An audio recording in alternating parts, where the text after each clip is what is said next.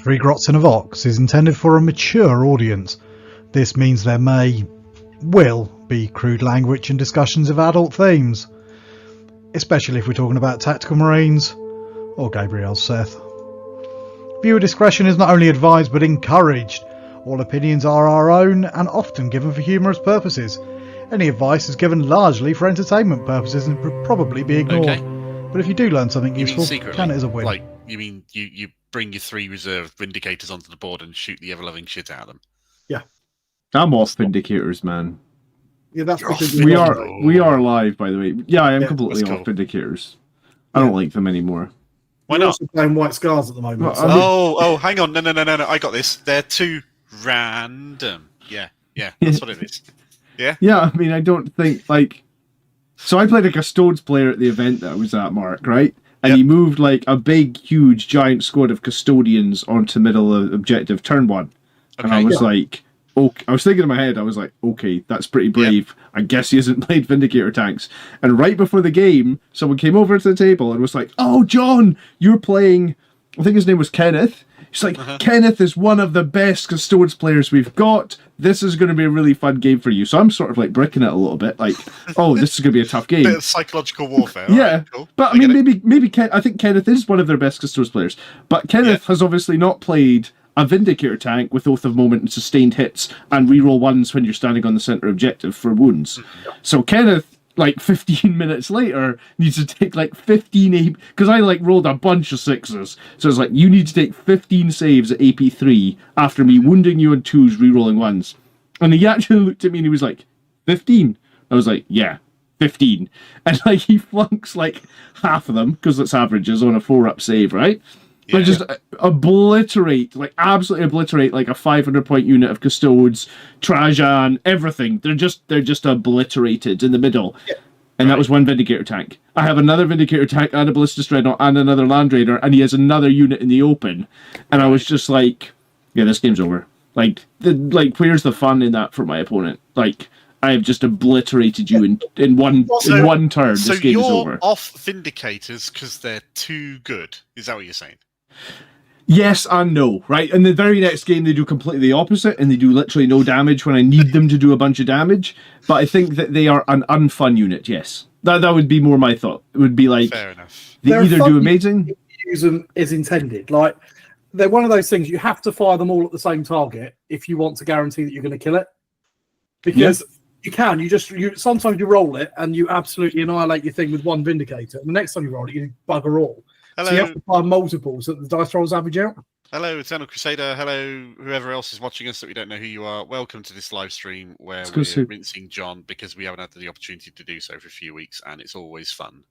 And he decided that he's off Vindicators. Why would you be off Vindicators? Isn't that what CP rerolls for? You can reroll the number of shots. Yeah, I should have done that in a later game, but I guess my point is, I didn't think... I actually ended up apologising in 2 of my games, because it was my Vindicators just rolled 10 shots unsustained, and I've just obliterated you. If somebody stuck a big old expensive unit in front of a gun that big, and then was shocked when it got blown up, I feel like that's on them.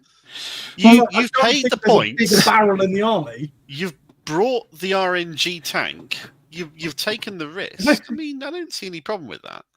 Sure. Especially when they're all going to go in the bin in a year's time. There, in front of the giant cannon.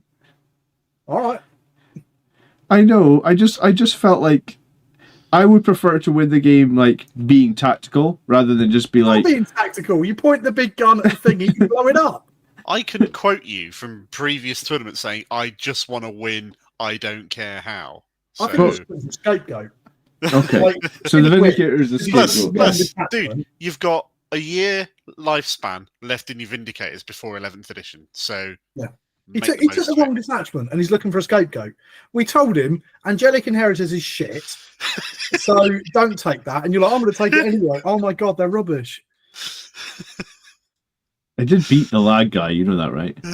Yeah. Yes. Yeah. And do you know how I beat? Do you want to know how I beat him? Because by knowing lag inside out and having played Blood Angels for years on a weekly basis and got an exceptionally expert at it. Well, that, or he fails a 6-inch charge, and I go, oh, I've got a Vindicator reserve. That's your unit of Sangre Guards sitting in the open? Hi. It's the same thing. I don't like it. I'm off Vindicators. I don't like it. People still run lag as if they have to charge. Yes. So how much would you see sell? The really good players, and what they don't do is charge as early as they can with the most as they can. Lag is a pressure army. It's all about bringing little lightweight cheap units and trading off the middle. If you just go, then you just get yourself all killed and then you lose. But this week is currently under pre-order time for Space Wolves, which if you're in the UK, you can pre-order on the 3 Grots affiliate link to Element Games, or you can go to Blood Angel's Commander in the US and use the affiliate link he's got in the US there. And pre-order it, and we get a little bit of support out of that, which is awesome. And it's been leaked all over the internet because everything gets leaked all over the internet. Before we get too far into it, I've got a small thing I need to just disclaimer. All right, what are you drinking? Well, I'm drinking Hawkstone, if you know that is. That's Jeremy Clarkson one. No, he's okay. Okay. They've got a few different beers, and all of them I've had so far have been quite nice. This is the pills. It's a bit light for me. I prefer something a bit heavier. But so I'm eating my dinner at the moment. Yep. And sorry, people, you're going to get to watch me eat. But not only are you going to get to watch me eat, I don't know, have you heard of the noodles that are banned in Scandinavia because they're so hot that they're like banned for being unfit for human consumption? No. Okay, so there's these Korean noodles that are banned in Scandinavia because they're too hot, and the government have decided over there that they're not fit for human consumption. Why do you hate yourself? Well, the other day I had some, and they were very nice. Okay. So, because my wife is a sadist, yep. she made them hotter. Oh. So okay. I've got what are sort of for like things you can actually buy in a specialist shop about the world's hottest noodles, and she made them hotter because I wasn't dying last time. Okay. So I'm going to try and eat these noodles, but what you're actually going to do is you're going to sit here and watch me for the next 20 minutes or so, slowly sweat to death. How long? Okay, place your bets in chat now, whoever's watching. How long until Tony takes off his shirt on camera? So just so you don't know that it's like that. That's my noodles. Yeah. I was going to say one beer is not going to be enough then. It's really not. Cool. I'm probably going to mute myself occasionally because you don't want to hear this. Fair enough.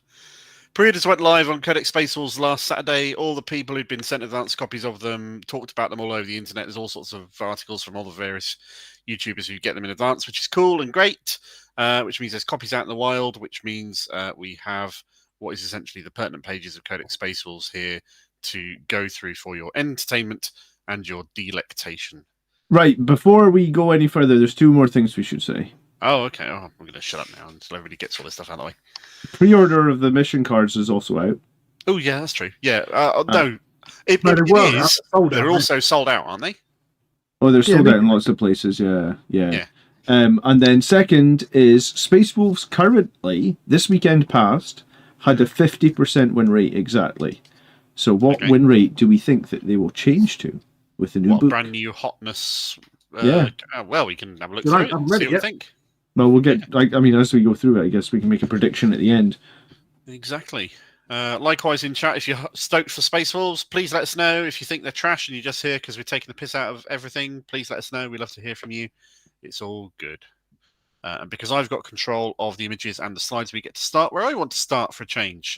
All right. Which means we're going to skip straight past all of the stratagems and all of the detachments. What? I'm just going to declare my biases right now. I hate Space Wolves. Why do you hate Space Wolves, Tony? Well, apart from the fact that Lemon Russ was an arsehole. Okay. And all of the Space Wolves during the Heresy were arseholes. Okay. And even my Thunderhawk has got no dogs written on the door. Can you just not paint blue-grey? Is that what this is? I just don't like them. They're just horrible. Of all the legions during the Heresy, number one, most horrible, was, everybody knows, the Word Bearers, right? Awful. Awful, awful, awful. Okay. Other ones were a bit bad, but they generally had a reason for it. The Iron Warriors weren't all that bad, but Percy was a knob. So Space Wolves, Primarch was a knob. So was the entire Legion. What reason did you have to dislike Space Wolves before the Horus Heresy novels came around? Just weird and wolfy. Okay. I'm not a fan of the wolf aesthetic. I don't mind the Viking aesthetic, but do you remember those stupid wolfy helmets they did? Oh, right, yeah. Tony speaks the so truth. bad, Space they Wolves are take the them off worst. sale. Hashtag justice for Prospero. Yeah, and there's that too. Awesome. As a Thousand Suns player, I'm naturally inclined to hate them. Yeah, just name me a chapter, or in fact, any other faction in the lore anywhere that actually likes the Space Wolves. Grey Knights. They love them. No. Didn't they go to war with the Space Wolves? Yeah, they did. That's why I said it. Yeah. Dark Angel? Oh, wait, hang on. Something happened between them. Ultramarines? Oh, no, they refused the Codex Astartes and refused to be split down into second founding chapters. Nobody. Everybody thinks arseholes. Apparently it's all Prospero but okay, fine. No, I really personally I like him. I don't like painting wolf pelts personally, but I like the color scheme. It's kind of cool. I like that they like a drink and that they like a fight. They got a bit of a nice attitude when it comes to warfare and stuff. So if I wasn't playing Blood Angels, I'd probably be playing Space Wolves. Sanguinius' death can be directly attributed to heresy, to Russ. All right, this is a rant that we heard. It took up space over like 10 minutes before this stream just started. We don't want to go through that again. So let's take a look at the shall we? If Russ had been able to do as he's told and not run off and take his whole legion with him, they would have been there at the Siege of Terror. Sangi would have been alive. Logan Grimnar, then. We do have points values for all these things. Well, or at least we got Codex points values. They might not be the actual points values that appear in the Minotaur and Field Manual once it's released, but we've got some indication of what the points are going to turn out to be on these things. And so Logan Grimnar is supposedly 110 points. So what do we get for 110 points? I mean, he's a Terminator, right? A lot of wolf. Pretty much. He's a bloke on a big base with a couple of wolves. I mean, he's a bit durable. Yeah. Stormbolt, or you Wolfguard Terminators and take it or leave it, I guess. Probably nothing else. I do like that a general theme in this codex is they have a lot of damage 3 weapons.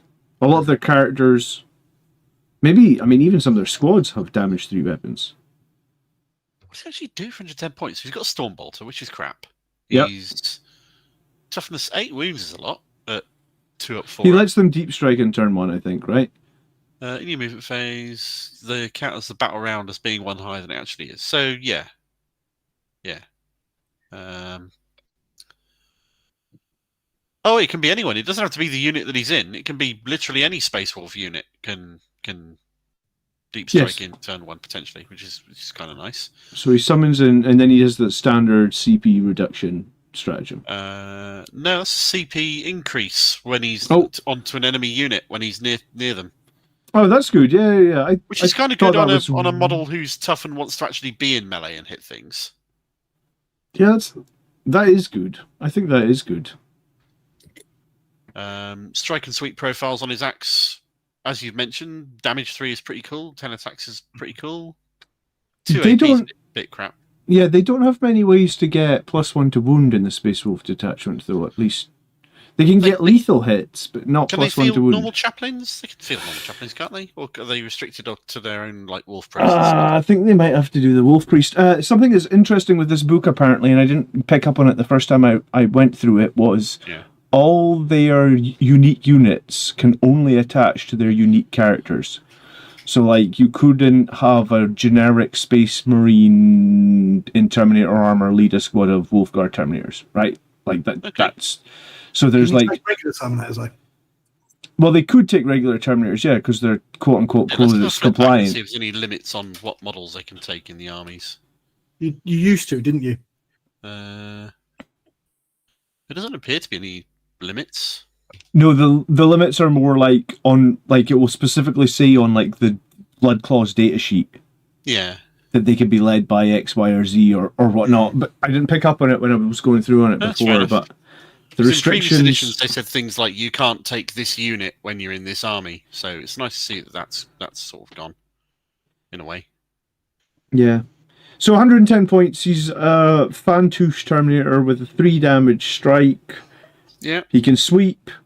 He can bring other units in from Strategic Reserve. Hopefully he hangs around and makes your opponent more difficult pace CP. I mean, I guess that's fine. Yeah, I'd play that for 110 points if I was taking some Wolfguard, which I assume I probably am. How many points are Wolfguard? Let's have a look.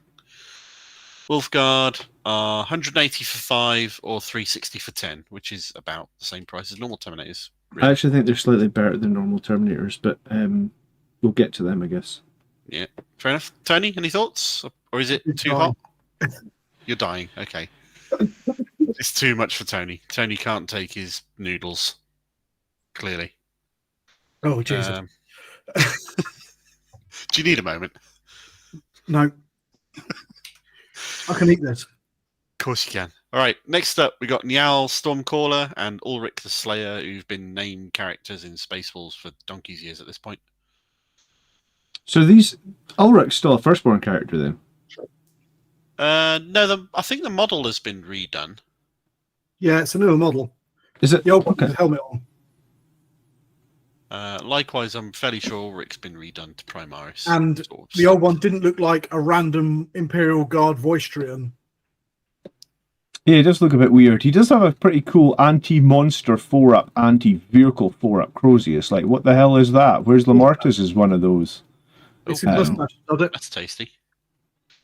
Sorry, I'm just going to skip back a moment so we can see what the points are likely to be on these again. Njal Stormcaller is 85 and Ulrik is 70. That's quite cheap. Yeah, so Ulrik has what I was saying, right? So he can lead Bloodclaws, Grey Hunters, or Wolfguard Headtakers, and that's it. What Headtakers? Are they like a new melee unit or something? They are, but if I remember correctly, they're the guys that can take 2 power weapons. So they basically like have 2 power swords. They're a bit of a weird one. They're like veterans then, essentially. Yeah, I guess. I don't maybe. I was really underwhelmed with Bloodclaws and Grey Hunters, honestly. They both look like just Assault Marines to me. Like, I guess we'll get to those. To be fair, that's what Bloodclaws were meant to be. So, Slayer's Oath. At the start of the battle, select one of the following keywords to be this model's Slayer Oath. So, you select characters, monsters, or vehicles the first time this model unit destroys this model's Slayer Oath keyword. If your detachment has a saga until end of the battle, this model's unit receives the benefit of the attachment rule as that saga has been completed. So this is interesting, right? Because there's 3 different detachments for Space Wolves, and they all have these sagas, which is like you do the saga, you get better. But if you then run Space Wolves like as Gladius or some other detachment, like that rule is completely irrelevant. You get no benefit whatsoever for it. Okay. So I kind of get that they're encouraging you to use the special Space Wolf stuff, which makes sense. The Oathbound bonus there. While this model is a leading unit, each time a model in the unit makes melee attack at +1 to hit. Great. If it targets a unit that has the model's Slayer Oath keyword as well, +1 to wound as well. All right, so that's fairly good for 70 points. Can only be attached to Bloodclaws, Grey Hunters, and Wolfguard Headtakers, though, so it'll be limited by how good those are. And I'm going to rabbit on for a moment because John's run off and Tony's busy dying from death, which is excellent. Look, finished. Drink the sauce. Down it. Go on. No. Slurp it. Get it all down you. The Crozius is kind of cool. 5. -2 is not great, but the anti-monster anti-vehicle is quite nice. 2 damage is all right. It turns out the noodles that are banned for unfit for human consumption for being too hot are too hot. When spiked. That's fair. When spiked by a spiteful wife. Oh, Jesus. All right, I've got to go for a minute. Excellent. Right, I'm just going to talk some shit for a little while because both of my co-presenters have wandered off and abandoned me in the middle of a live stream. Nigel Stormcaller is a librarian for 85-ish points. Can draw all the same units that Bloodclaws, Grey Hunters, and Wolfguard Headtakers can join. He's got a bolt pistol, which is shit. He's got Living Lightning, which is his psychic power, which shoots for -1 AP. Doing psychic, a lot of shots, strength 7, 1 damage. Not exactly dangerous. Can't say I'm scared of that. Staff the Stormcaller, psychic melee weapons, sustained hits 2, 4, 3 + 7 -1. as well. D3 damage. Oh, D3 damage is never a good sign either. You better have some good powers to compensate for it. Windwalker, while he's leading a unit, ranged weapons equipped by models in the unit have the assault ability. That's nice, I suppose. Except that I think that Bloodclaws, Grey Hunters, and Wolfguard Headtakers are probably not exactly rocking it in the ranged weapons area, so giving them assault might not make that much difference. You're going to have bolt pistols, I would have thought. Yay, I can assault with bolt pistols. Woo! That's not exactly a selling point. But it does auto-advance 6, which is nice if there's some ability to give things advance and charge in here, which I imagine there probably is somewhere in the detachments and stratagems. Tempest Wrath in your shooting phase after the model's unit is shot with its advancing assault bolt pistols. Select an enemy unit that can't be a monster and can't be a vehicle hit by an attack made by living lightning, and it's storm racked and has 6-inch less range. So you can run up to things, get within 24 inches of them with your living lightning stuff, use it with assault, and it's got 6-inch less range when it tries to shoot you back the following turn, having moved afterwards. It doesn't seem that exciting, does it? Really doesn't. I mean, I think the sustained hits 2 on his weapon, something, but yeah, I don't see why you would really take this. He looks so shit. Yeah, I'm not seeing it. Why would you? Somebody tell me. What? Anyone? Hello? No?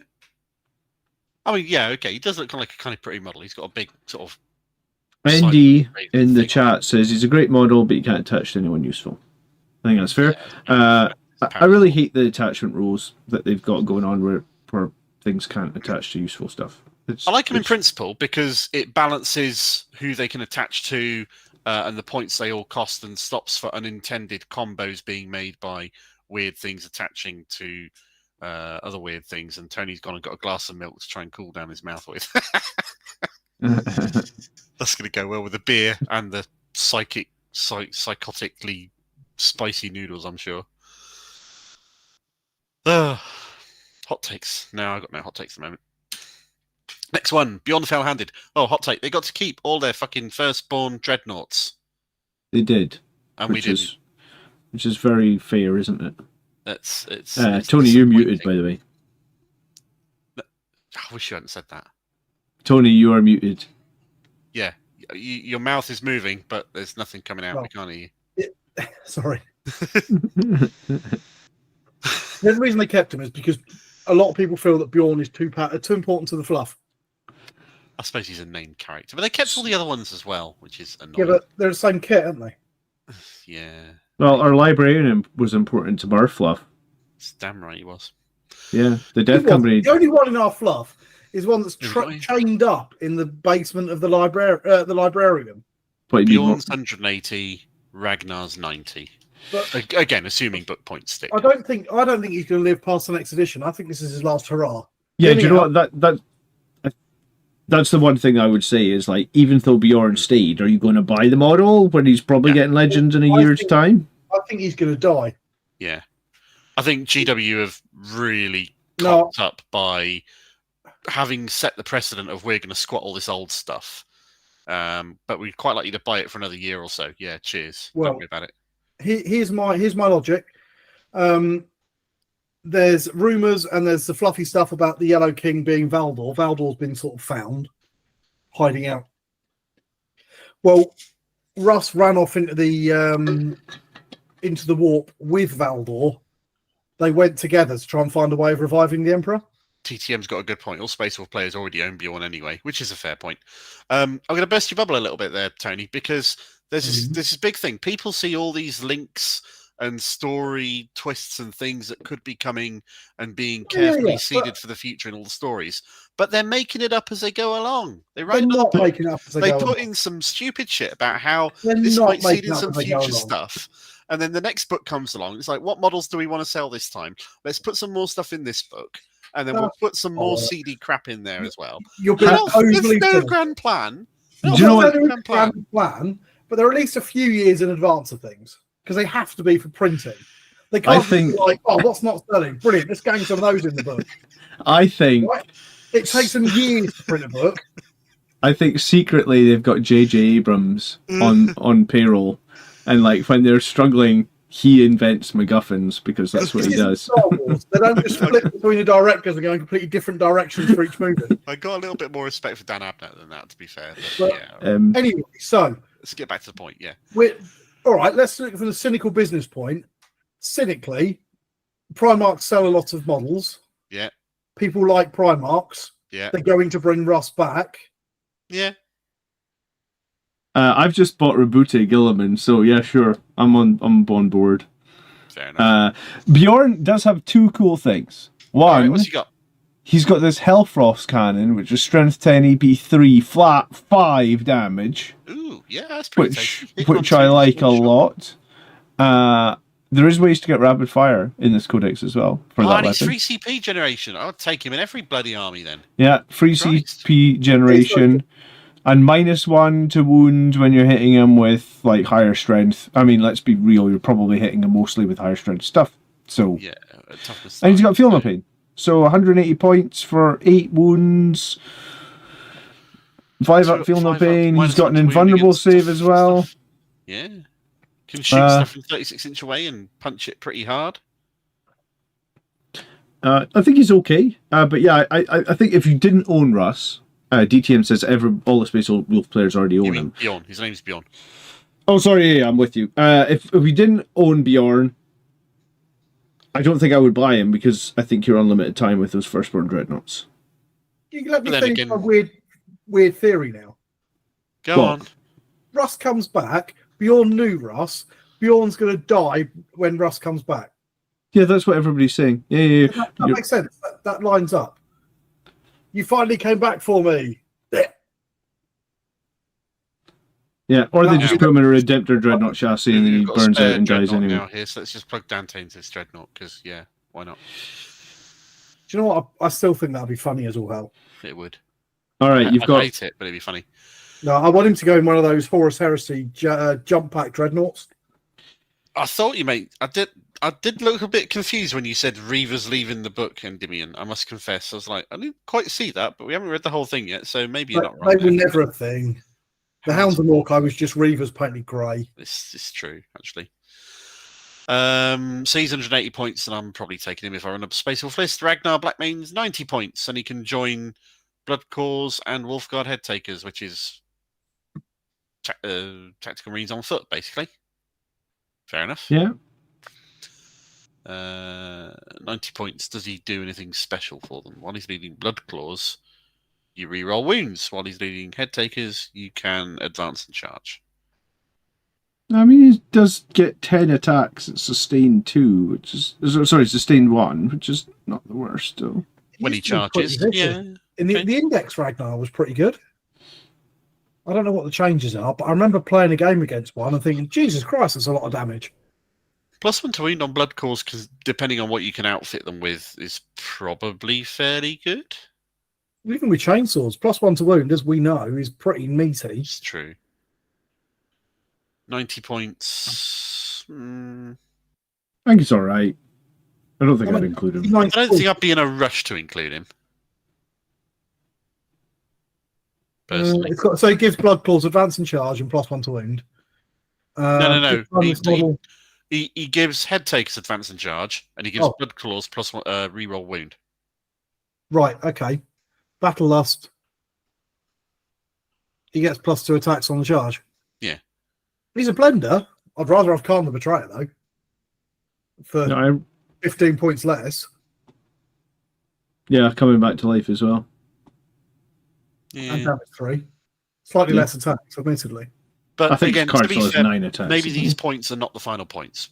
They're already got to go off. He feels with that points cost a little bit overcosted for what he actually brings, but he will turn a unit into an absolute infantry blending machines. Yeah, maybe. I think he himself will butcher most of the squad. He's hitting on 2s. He's going to be wounding on 3s. Will he get +1 to wound as well?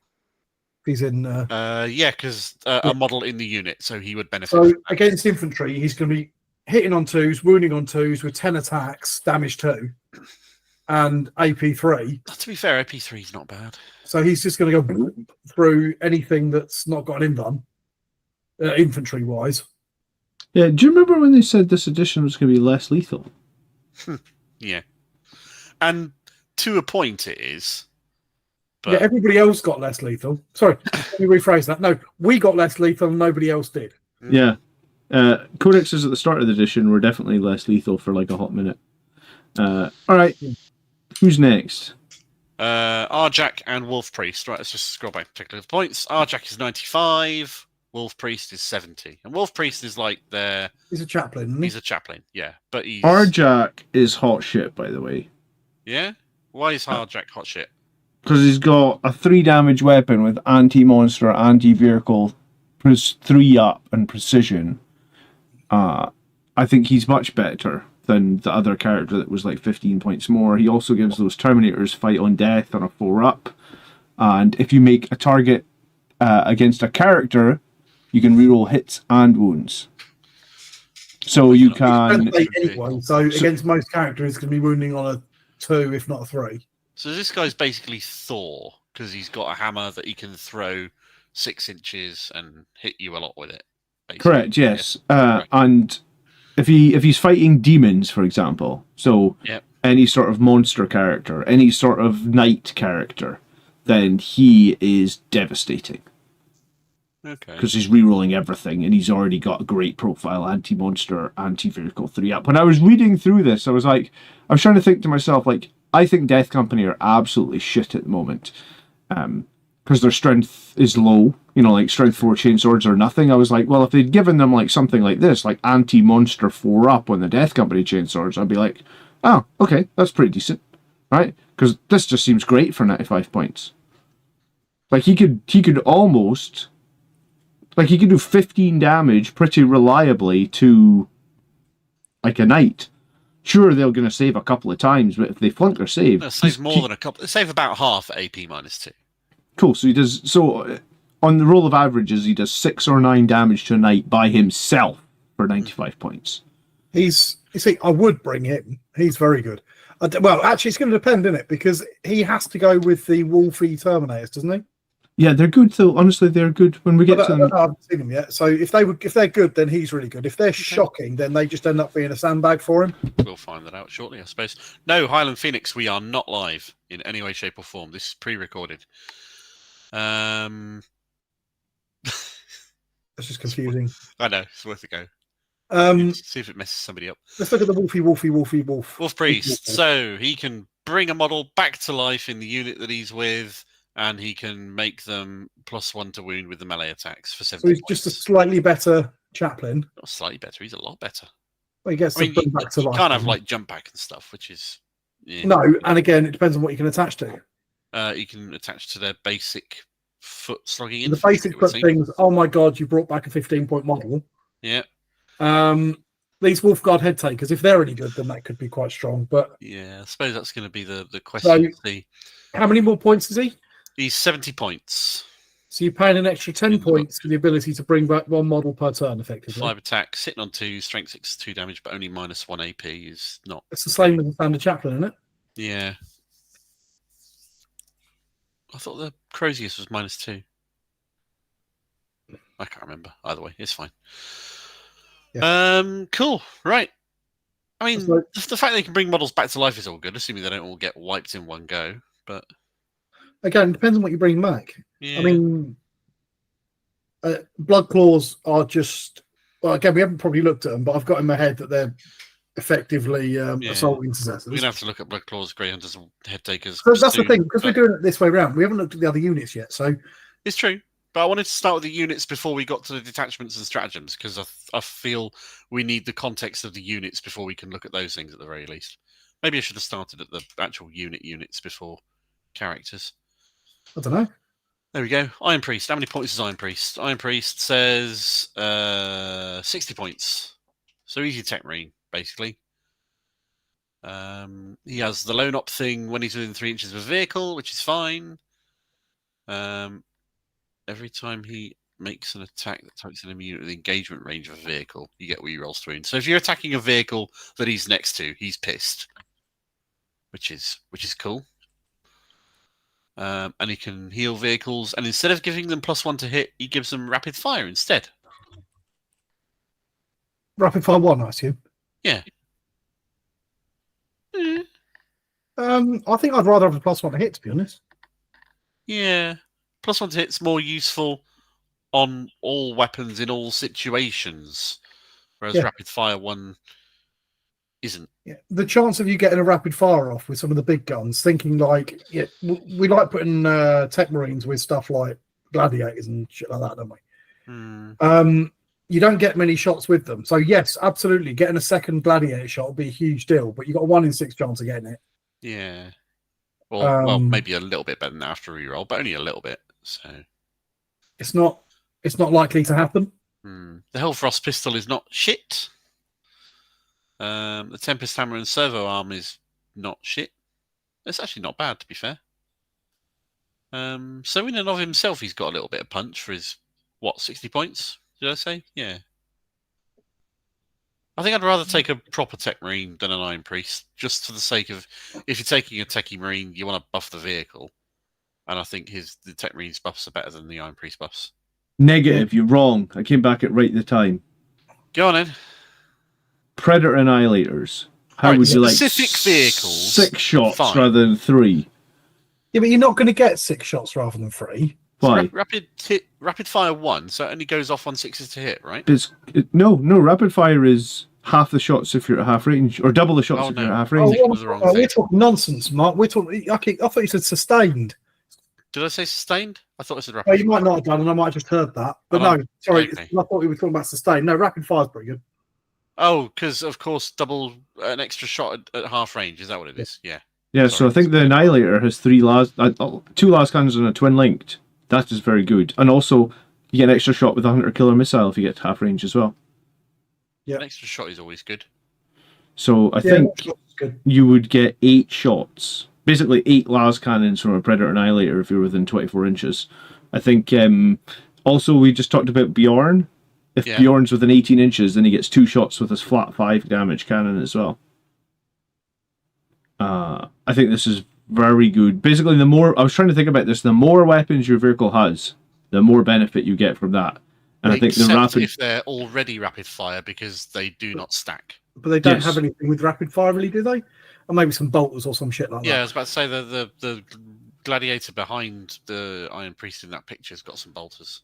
But like for example, like a Ballistus Dreadnought that already re-rolls, now you're getting like an extra las cannon and an extra missile. It's way better than +1 to hit. And from that point of view, it is also encouraging you to get closer in with all of your stuff, which is on point and flavour for the army. All right, okay. I will hold my hands and say I got that wrong. Why we thought that said sustained instead of rapid fire, but yeah, it would be very good, I suppose, on Redemptor Dreadnoughts because they want to get in close. Yeah. So you just get extra rocket pods, extra onslaught cannons. I mean, you could actually give the flamers rapid fire. Is that even a thing? I guess. You just get +1 shot. Yeah, you just get 1 shot if you're within 6. Instead of D6, it'd be D6 +1. All right, I suppose. DTM thinks that the priest will get his rapid fire nerfed. Yeah, this is going to be much more effective on big guns than it is on little guns. Give rapid fire to 1 weapon. That would make sense. Yeah, I mean, even then, 1 extra shot on the right gun is still extremely good for the 60 points. You could do that once a turn. But yeah, okay. 2 shots with something big and nasty is a lot bigger deal than 7 shots instead of 6 on something anti-infantry. Yeah.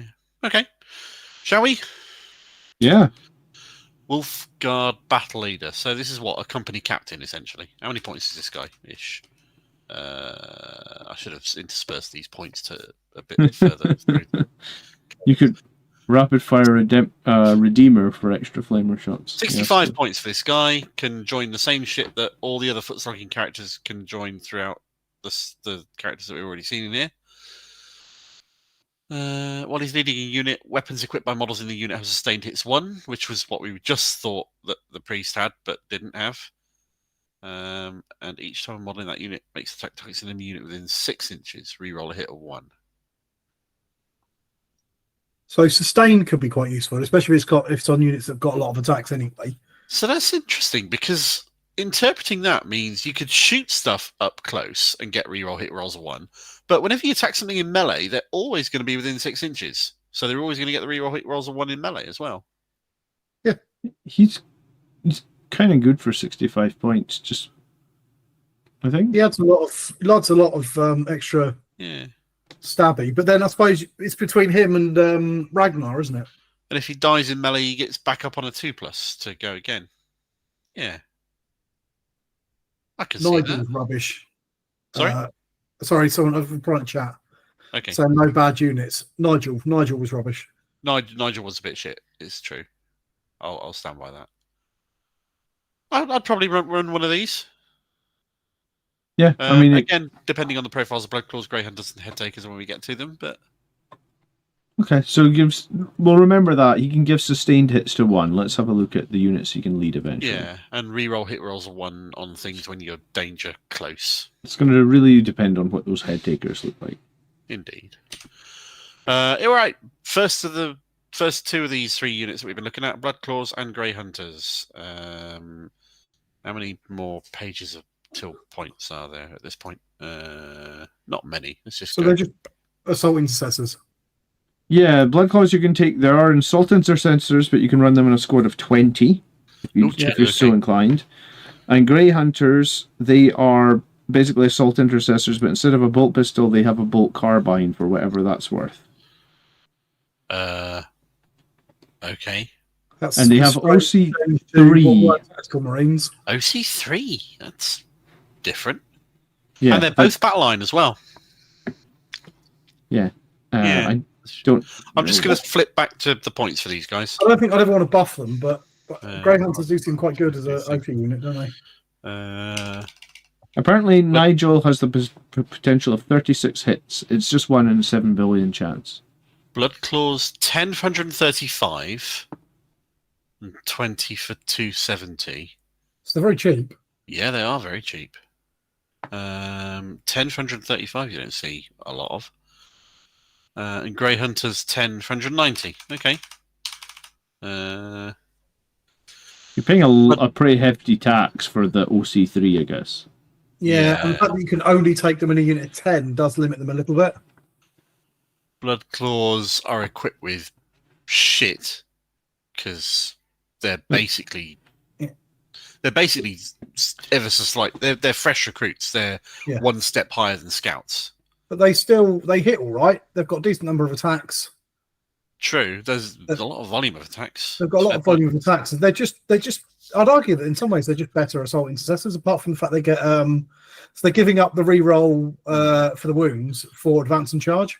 They can native and advance and charge, which to be fair, linked in with Nigel and his auto 6 on advances, starts to make a little bit more sense when you start looking at stick it with Ragnar and just have a blender. Yeah, a bit of both, maybe. Advance and charge with his +1 to wound on that suddenly becomes quite nasty. If you notice that they can't take, I don't think they can take power fists on their. No, they can't. Squaddies, only power weapons. Yep, that's what it says. Interesting thing. Everyone's bolt pistol and chainsword except the sergeant, who can be pistol and power weapon, plas pistol and power weapon. Sure. Yeah, I'm very underwhelmed by both these squads, I must admit to you. Volume of attacks with negative punch on them. Yeah, I don't mind them. It has a use, but it's. I like the fact they get a lot of attacks. They get a lot of attacks. They're going to blend. They're strong anti-infantry.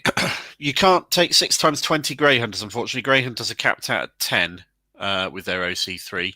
Yeah. Bloodclaws you can take at 20 with OC2. So, sorry there, Tommy. It's a burst your bubble. What do Grey Hunters do? Each time you make an attack, re-roll a wound, roll a 1 if you're within range of a they're just assault intercessors, but slightly better. with Chain Fist and. Well, you're paying 40 points more to get 1 extra inch of move and 1 extra OC. I don't know if I think that's worth 40 points. It's quite a lot, isn't it? They'll die easily because they're just Space Marines ultimately. Yeah. So that 40 points does reduce their. If you want to hop them out of a transport and claim something off somebody, maybe they've got some use. I think, to be honest, I would just go with, if I wanted just a melee blendery big unit of bodies, I'd just go Blood Claws. Yeah. I don't think I'd bother with a unit of 20 because you'll never be able to hide them and they'll all just die. So the problem with a unit of 20 Blood Claws is I don't want to have to paint 20 of them. And also, it's going to be hard to get them all in engagement range with the new rules where they're going to be base to base. Like that's difficult. They're in 32 mil bases probably, right? Well, there will be a... Yeah. So that's very difficult to get all 20 of them into combat. Even with advance and charge. Yeah. Nice I don't think... I think you want to run them in units of 10. Nice bit of character difference, though. I'll give them that. Yeah, I think the Grey Hunters are a bit overcosted. I think the Blood Claws are pretty good, actually, for 135 points. Okay. Especially now we've got these Headtakery thingies that we've heard a bit about, which are... They're Wolf Guard, they're proper Wolf Guard, but they're not in Terminator armor. So they basically are veterans, ultimately, when you get right down to it. Yeah. New models. I really like the new model. We've got to find some points for these Headtakers. Headtakers are, oh god, complicated. 90 for 3, or 110 for 3 and 3 wolves. 180 for 6, or 220 for 6 and 6 wolves. They're very similar cost to Blade Guard, I guess, before Blade Guard just lost their 10-point cost. Yeah, that's fair enough. So if you do take the wolves, they have to split into 2 units. And then you have a unit of wolves running around. That's let the wolves loose is their first rule, where it's like, if you take them with wolves, they have to split. The wolves, have 0 OC unless they're near Space Wolf characters, and then they get OC. But if you just look at, 6 of them for 180. Yeah. So they're basically they're a 3 wound, 3 up save. They're basically a Blade Guard with 1 extra inch move, but no Storm Shield. You probably take them with the paired Mastercrafted power weapons. So they basically have 2 power weapons.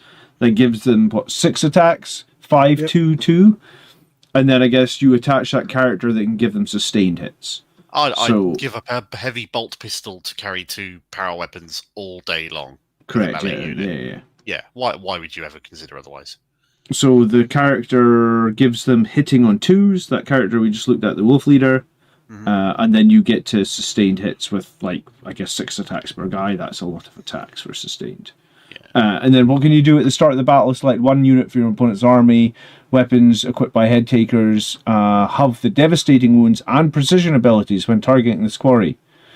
Each time this quarry is destroyed, select 1 new enemy. So you pick 1 unit on the battlefield. And you have dev wounds and precision on top of the sustain from that character. And then when you kill them, you pick another one and go after them instead. Okay, yeah. I think, they're good. That's characterful. They're quite expensive and they're not very tough. No, they've got no invuln. So no option. They're a good sort of damage output kind of unit. Don't get them shot because they'll die. They're move 7 though. Could they go in and Blood Claws and Grey Hunters are move 7 as well. Yeah, could they go in an Impulsor? I don't see any reason why not. They got their basic Tacticus keyword, so 6 there plus the character in the Impulsor. Yeah. They can take Storm Shields apparently. All models can. Oh yeah. Oh right, so they can literally just be a Blade Guard and they give up 2 attacks for it. Yeah. Which is fine. If you're running them without a transport, I think you would. Yeah. I think they're okay. I would. I'll stick them in a transport with the 2 weapons. They are. They're really just Space Wolf Blade Guard, aren't they? Yeah. Yeah. With the option of dropping. And I'd definitely take the unit of 6 wolves for 40 points. Oh, absolutely. Whether they've got OC or not, that would just be a really annoying thing to have about. Tommy's asking if I have 2 Headhunters units, can they share dev wounds on the quarry? I would have thought so, because it says you pick 1 unit Yeah, that rule will be each Headtakers unit will select one unit to be this unit's quarry. Yeah, so I think so. You'd pick for each Headtakers unit individually, and there's nothing to say each Headtakers unit can't pick the same target unit. Sure, why not? No, I don't think you can do half and half, Jim. It reads to me like it's the whole squad of one or the whole squad of another. Because all of the models in this unit can have each replaced. Yeah, I'd agree with Tony. That makes sense. Yeah, they do that a lot on the Primaris stuff. All the fun we used to have of customizing war gear is basically removed because Primaris. And I hate it. They don't even have the Primaris keyword anymore. I really like these because they're not too wolfy. I know that sounds ridiculous for a unit following a load of wolves, but they've got like wolf skulls and things here and there, but they're not like got ridiculous wolf helms or anything like that. I mean, they can be. What do you mean? I mean, you could convert them or use wolf helmets. Yeah, you could make them more wolfy if you were an idiot. All right, cool. What's next? Thunderwolf Cav against everybody's expectations have stayed in this codex using the existing models, as you have special boys bounding about on their brothers who failed the trials. Again, I wouldn't buy Thunderwolf Cavalry. I think they're not long for this world. I was surprised to see them. They do have another unit that has access to 3 damage melee. But again, if you're a Space Wolf player, you probably own a ton of Thunderwolf Cavalry anyway. Yeah. Unit size is 3 to 6, which is fine. Just going to slip back to the points again. Thunderwolf Cav, 100 and 200. Okay, that's easy. I mean, that's pretty competitively costed considering you compare them to like an Outrider squad for 80. These guys have mounted, so they can't run through stuff. You know, they have the same number of wounds as an Outrider, but they have 1 more toughness and a Storm Shield, and then they do an extra whole point of damage and an extra whole point of AP. I mean, it seems very good for 20 more points than the squad Outriders, right? Would you want to give up Outriders shooting in order to have a little bit more melee punch like this? Yeah, because Outriders shooting does nothing. It's a bolter. I like the fact they've got Wolfguard weapons as well, because they couldn't be asked to sort that out. So screw it, they're just Wolfguard weapons. Yeah. That is heirloom weapons if you've ever said it, right? Yeah. But they're just better heirloom weapons because they've got AP2 instead of AP1. Yeah, that's true. And they still get the thing, charge. And we're also forgetting about the 3 extra attacks from the teeth every combat phase. I mean, it's not a unit of 3 is getting 9 extra strength 5 -1. It's not nothing. Remember on the charge that'll be. No, it's still 1. It's only the Wolfguard weapons. The Wolfguard weapons are damage 3. Oh yeah, but yeah, cool. I think for 100 points, I think they're very decent. Yeah, at toughness 6 of 4 wounds, they're your prime candidate to sack off my bolt pistol to gain a storm shield instead. I mean, come on. In what world is a bolt pistol equal to a storm shield? No. That's just a toss. Well, you could give them a bolt gun if you wanted. All right, moving on. We've got Terminators. I like these guys, actually. They're another really good-looking unit, aren't they? And I like them. Points again, sorry. 180 and 360 it was. Yeah, 180, 360, sorry. The reason I like these guys is they're storm and board. So what? Well, if you look at like Space Marine, like Blood Angels, Assault Terminators, they're crap, right? Because the Thunder Hammer's only hitting 4s.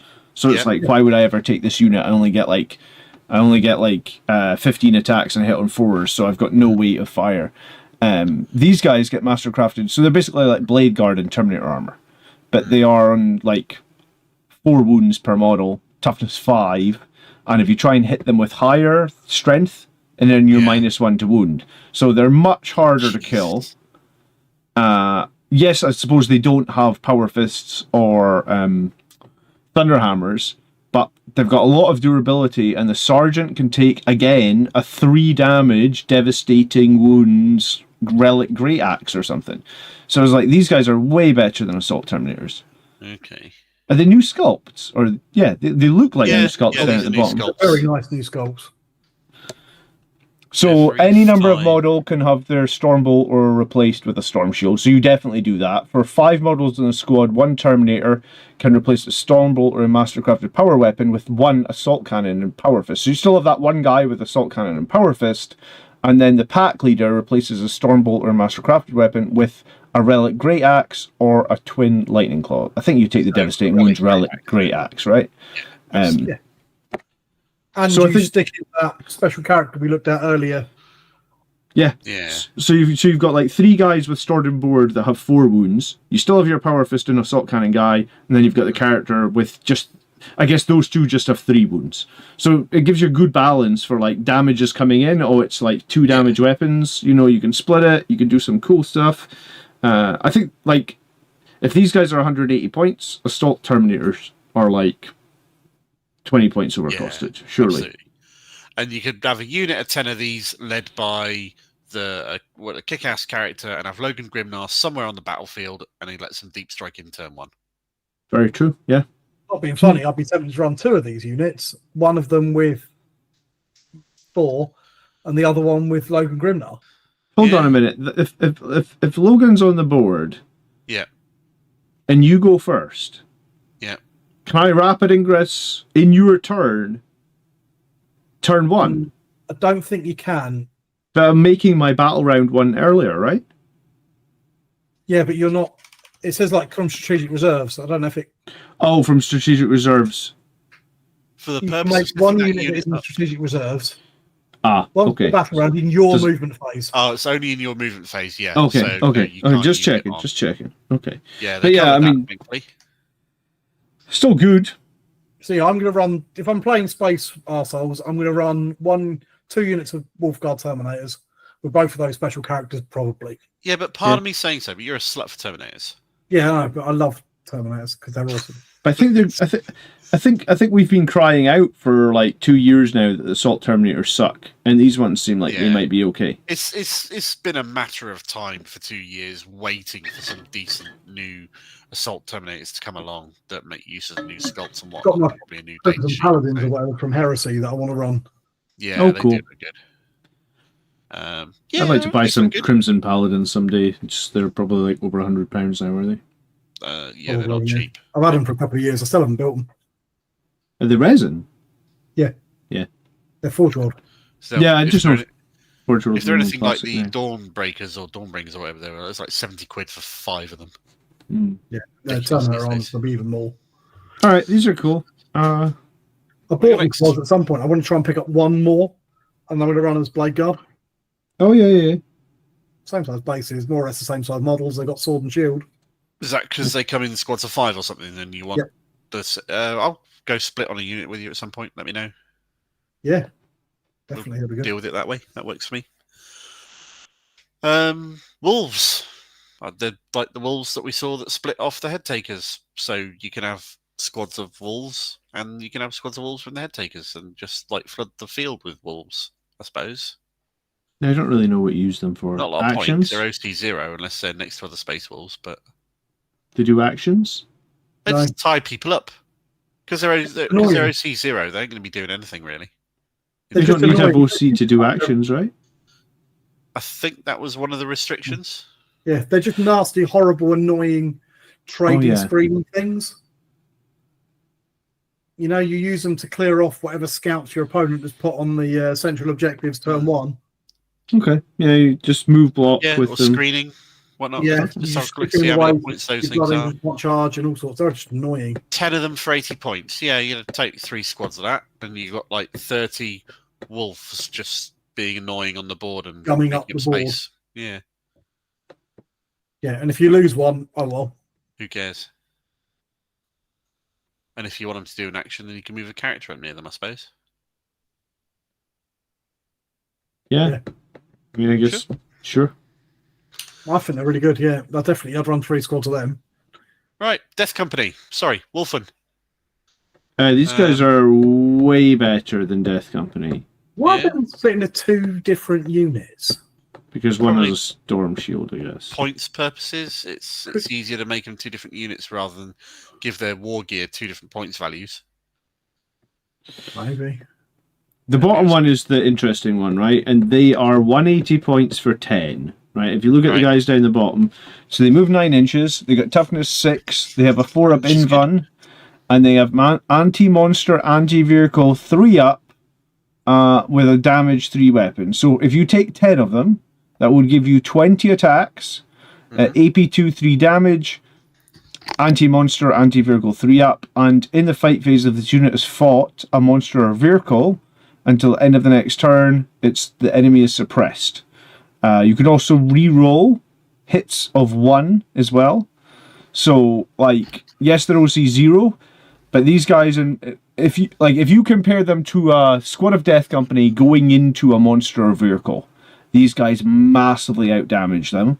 And if you compare them to those Assault Terminators we were just talking about, with the Thunder Hammers, these guys will massively outdamage them as well. Because, like, if you think about the Assault Terminators, right? If you've got 5 of them, you're going to get, like, 15 attacks with a 2 damage hammer. These guys are going to get, 10 of them is going to get 20 attacks with a 3 damage. So that's already, like, double anyway. And then they have anti-monster, anti-vehicle 3-up. Like, it's just way better. For 180 points, I did the math on these. These guys, for 180 points, will do 15 damage to Land Raider. So leave it on 1 wound. So, like, if you can grenade it before they charge, then they kill a Land Raider in 1 turn. I mean, anti-vehicle, anti-monster 3-up is pretty powerful. Yeah. This is what Thunderhammers should be. Probably, yeah. Why the fuck has it taken 2 years in this edition to get Thunderhammers that actually hurt things? Yeah, I love this unit. They're not rubbish. They're not very strong into infantry because they've got limited attacks. But they're a Thunderhammer. They shouldn't be.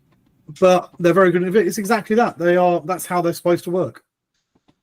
In the fight phase, after they've fought, it suppresses them -1 to hit because you've been hit with a Thunderhammer. We haven't looked at the enhancements or the strats or anything else like that. But if there's a way of giving these guys devastating wounds as well, people are going to cry. No, don't think. Nothing can really attach. The only way I believe you can attach anything to them is there's an enhancement in one of the detachments that you give to a character, and then he can use that enhancement to attach to them. Otherwise, I don't think anyone can actually attach to them. So look at that and just go. Look, how many points are standard Wolfen? I think there were 20 less. Mark, you need to flip back. All right. 80 or 160. 80 versus 90, 160 versus 180. Why would you ever take the standard Wolfen? I don't think you would. You just take you would take 3 squads of 10, all with the Thunderhammers. That's what I would do. If you wanted them to go into a specific metagame and a specific unit type, that's the only reason I can think of. I don't know. I can't think of them. I'm just you get 1 more attack for 1 less damage. And you lose your 4-up invuln, which is huge. You lose your 4-up invuln, or you gain sustained 1. If you're facing like a horde army of all infantry that has no monsters and no vehicles, yeah, sure, then it's better. But I think the Thunderhammers are good enough with the reroll hits of 1 and the strength 5 that, like, every time, like, if they swing into Sanguinary Guard, it doesn't really matter if only 3 of them go through. They still kill 3 Sanguinary Guards. You know, it's massive. Yeah. They go into Blade Guard again. I think they probably kill like a bunch of Blade Guard. Even the Wolfen's special rule is just markedly worse than the Storm Shield Wolfen's special rule. Yeah. Okay. So just for argument's sake, right? If we put them into Blade Guard, statistically, you would have to take 10 saves. So on average, at AP2, you will fill half of them. So these guys will still kill 5 Blade Guard on the charge. So it's not like they're not killing infantry, right? And at 9-inch move, granted they're on foot, but they're still infantry, so they breach through all sorts of terrain as well, which is very nice. It's the damage 3 that's killer, yeah. They don't have the Tacticus keyword, so I don't believe you'd be able to put them in an impulsor or any other kind of transport. No, they'd probably need to go in a repulsor or something like that. Or a Land Raider. Oh, they'd be good on a Land Raider, actually. Not sure. 12-inch move out of it. Don't know if they could. I can't remember the keyword restrictions for. I think Land Raider is just infantry. Like, you can put Centurions and Terminators on Land Raider. I'll check. Okay. I think they mention them specifically by saying how many spaces they took up, though, don't they? Yeah, but I don't think these guys are taking more space than a normal guy. Well, maybe one in jump packs anyway, at least. A Land Raider just says this model can transport 12 Adeptus Astartes infantry. Fair enough, yeah. What's some Wolfen in infantry then, in Land Raider then? Okay. Yeah, I would put 10 of them inside a Land Raider. DTM says they even kill Custodes. Yeah, good point. I mean, if they kill 5 Custodes for 180 points, that's bonkers. Yeah, you could literally just run 3 squads of 10 of them. They are what Death Company should have been, I feel like. The OC0 is their drawback. I'm finding it hard to disagree with you. Okay.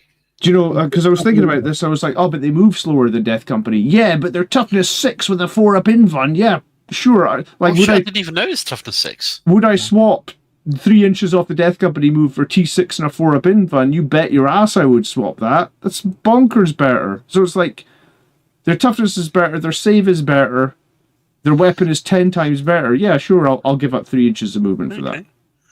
So when we look at the detachments and enhancements, strats and stuff, we'll have to see what you can attach to this Wolfen unit and work out how gribbly we can make them. I don't think you need to, though. That's the beauty of it. You always need more kill. You used to use. People always need more gribbly kill stuff. You don't need it. So the point is that you run them. I'd be tempted to run even units of 5. Because for 90 points, or whatever they are, so someone's put in chat that apparently the real points are going to be 100. But for 100 points, a unit of 5 will still kill a lot. And if you lose it, you don't care too much. You run 3 of them, and you just fire them off like missiles into things in turn 1 and 2. Yeah. You know they're going to die. Which is what we did with Death Company back in the day. That's what I mean. So I don't think you want to attach anything to it. Because the extra killie is not worth the extra points. Yeah, no, I think you're right. Maybe. We get that. Like the old Death Company, you didn't want to put expensive characters in them because you knew they were going to die immediately. They'd kill one thing. Yeah. And then they get focused down. It's true. Yeah, you're right. But there's then again, toughness 6, 4-up, these are a little bit harder to kill. A lot harder to kill, I would think. Yeah, toughness 6 with a 4-up. I mean, then we've got more toughness than fucking Terminators. Oh, you're not wrong. Yay, more firstborn dreadnoughts, yeah. Woo. So Murderfang's still in there. Yep. And Murderfang can't be the Warlord. Shocking. Murderfang, Wolf and Dread. Murderfang is 170, Wolf and Dread is 145. What does Murderfang do? Murderfang kills things. Advance and charge, 9-inch move. His claws is a bit insane, to be honest. Attack strength 14, minus 2/3 damage. Sustained. Okay. Sustained and twin linked. Beefy. A reroll. Yeah, because you need reroll to wound when you've got strength 14. All right, cool. Murderfang is quite a funny one then. So he goes with the Wolfen. So he buffs the Wolfen. Feel no pain 6. He's a Death Company dreadnought. No, he also gives all Wolfen gain a 4-up fight on death if they're near him. Bloody hell. Here's OC0 as well. And he's a reroll or advance and charge for him. He's Death Company. All right, okay. So he's just a support for that missile of Wolfen. Yep, and being pretty missile-y as well himself, although he won't walk through walls the same way that the Wolfen will, which is fine. Wolfen Dreadnought. What does he do? Each time he's selected to shoot. Oh, an enemy unit is selected to shoot after he's lost a unit. He can make a bestial move and run up towards them. Okay, fine, great, cool. If he's equipped with 2 melee weapons, they're twin linked. Well, doesn't it happen anyway? Okay, fine. So the Wolfen Dreadnought's got the Khorne Berserker Blood Surge, but it's a Dreadnought. Yeah. And you can have a 4-up invuln because you take the shield on him, I think. If you're buying a vehicle like this, then yeah, absolutely.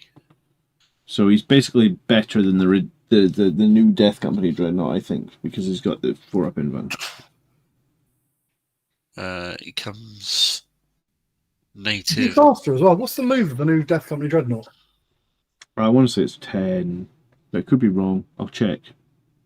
Go for It's it. actually just 8. Comes native with a Stormbolter, a Great Axe, and a Great Wolf Claw. Oh, no, it's just 8. Yeah, he's faster than the Death Company Dreadnought as well. He's faster than the Death Company Dreadnought. He hits Harder. potentially harder. He's got that nasty. You lose some wounds, but I think the 4-up is better. Not as much. Yeah, always take the shield. So I don't think he hits quite as hard as the Death Company Dreadnought. Ever so slightly, yeah, sure. I'm not sure which I'd want to take over the Claw or the Axe. How many points was he? 145 the Wolf of Dread. Because he's 30 odd points cheaper than the Death Company Dreadnought. Yeah. So yeah, he doesn't hit quite as hard, but he's harder to kill and moves faster. Again, and costs 30 points less. Assuming book points, but yeah, of course. Yeah. So okay. So Murderfang is mad, but I don't think you'll see him, if I'm honest. Giving 4 up on death is quite nasty, but again, fight on death only affects armies that are melee. And having him keep up and move alongside the Wolfen that he's meant to be buffing reliably is going to be a pain. I mean, 6 inches is he's only got to be within 6 inches, I suppose. But I don't know. If he's only within 6 inches and buffing them and not hitting as well himself, then you're losing a lot of potential out of him. You right are, there. But it does mean that he can still do that. And remember, this is a defensive buff, not an offensive buff. Yeah. So you just got to make sure that at the end of the turn, he's within 6 inches of your Wolfen. Because in their turn, they're going to be the one charging them. So okay. So it doesn't make a difference. I mean, I would prefer him over the Death Company Dreadnought. Main 2 reasons. I think D6+1 is a lot better than flat 3, right? Because flat 3, if you're playing Custodes and you're fighting against 4 wound Terminators and you're wasting an awful lot of damage with your Death Company Dreadnought. And then the other thing, I just think a 4-up Invan. I know Highland Phoenix is saying, some of the GTM saying that +1 toughness and 4 more wounds is meaningful. Yeah, until you play Knights and they're shooting you with friggin' volcano cannons, and then the volcano cannon just hits you at AP 6, I think, and you're like, oh, I'll just lift my Death Company Dreadnought off the table without even getting to roll a dice. At least with this guy, you roll a couple of dice, try and save. Yeah, I think that's the thing. So the Wolfen Dreadnought at the moment, I think, is better because he's much cheaper. If they were the same price, I think it'd be much more of a conversation in there. Yeah. Again, I guess we'll see what the points wind up being. But the Death Company Dreadnought is so wildly overcosted anyway. Yeah. As always, we can only go off judgments based on the points values that we've got, which is what's in the book at the moment, because the potentially leaked MFM is still very... Isn't it, right now? Yeah. DTM, I lost... Hold on, if I'm honest. I think the fact that his big buff only works in half the games you play. Yeah. I lost against Knights, by the way, at the GT I was at. So I hate Knights, yeah. Is that what this is all about? You just like... Got beat again by Knights with their stupid You know what would be really AP, good against Knights? I think Vindicators would be really good against Knights, Tony. They generally are. Yeah? I think so, yeah. Yeah. Okay. Not many Knights like getting shot by 3 Vindicators. That's true, yeah. I mean, they've got this thing called Iron Shields. It's pretty good. Yeah. That's why you use 3. Why is AP6 even a thing? Yeah, good question. Why is AP6 even a thing?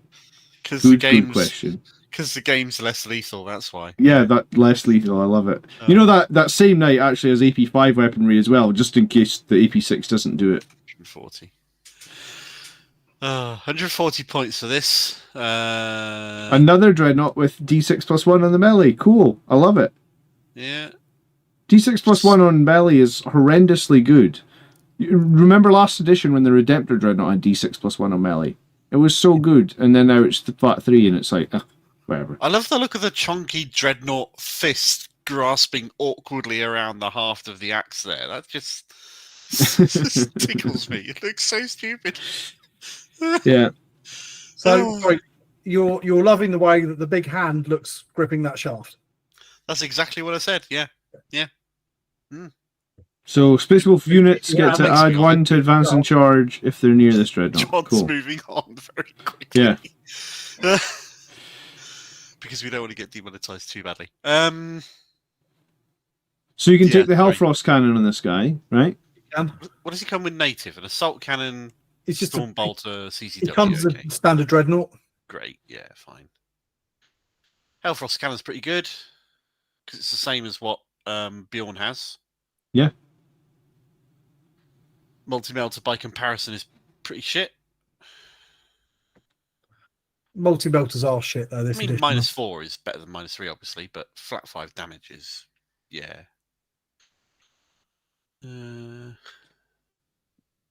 I wouldn't know what that looks like, Jim.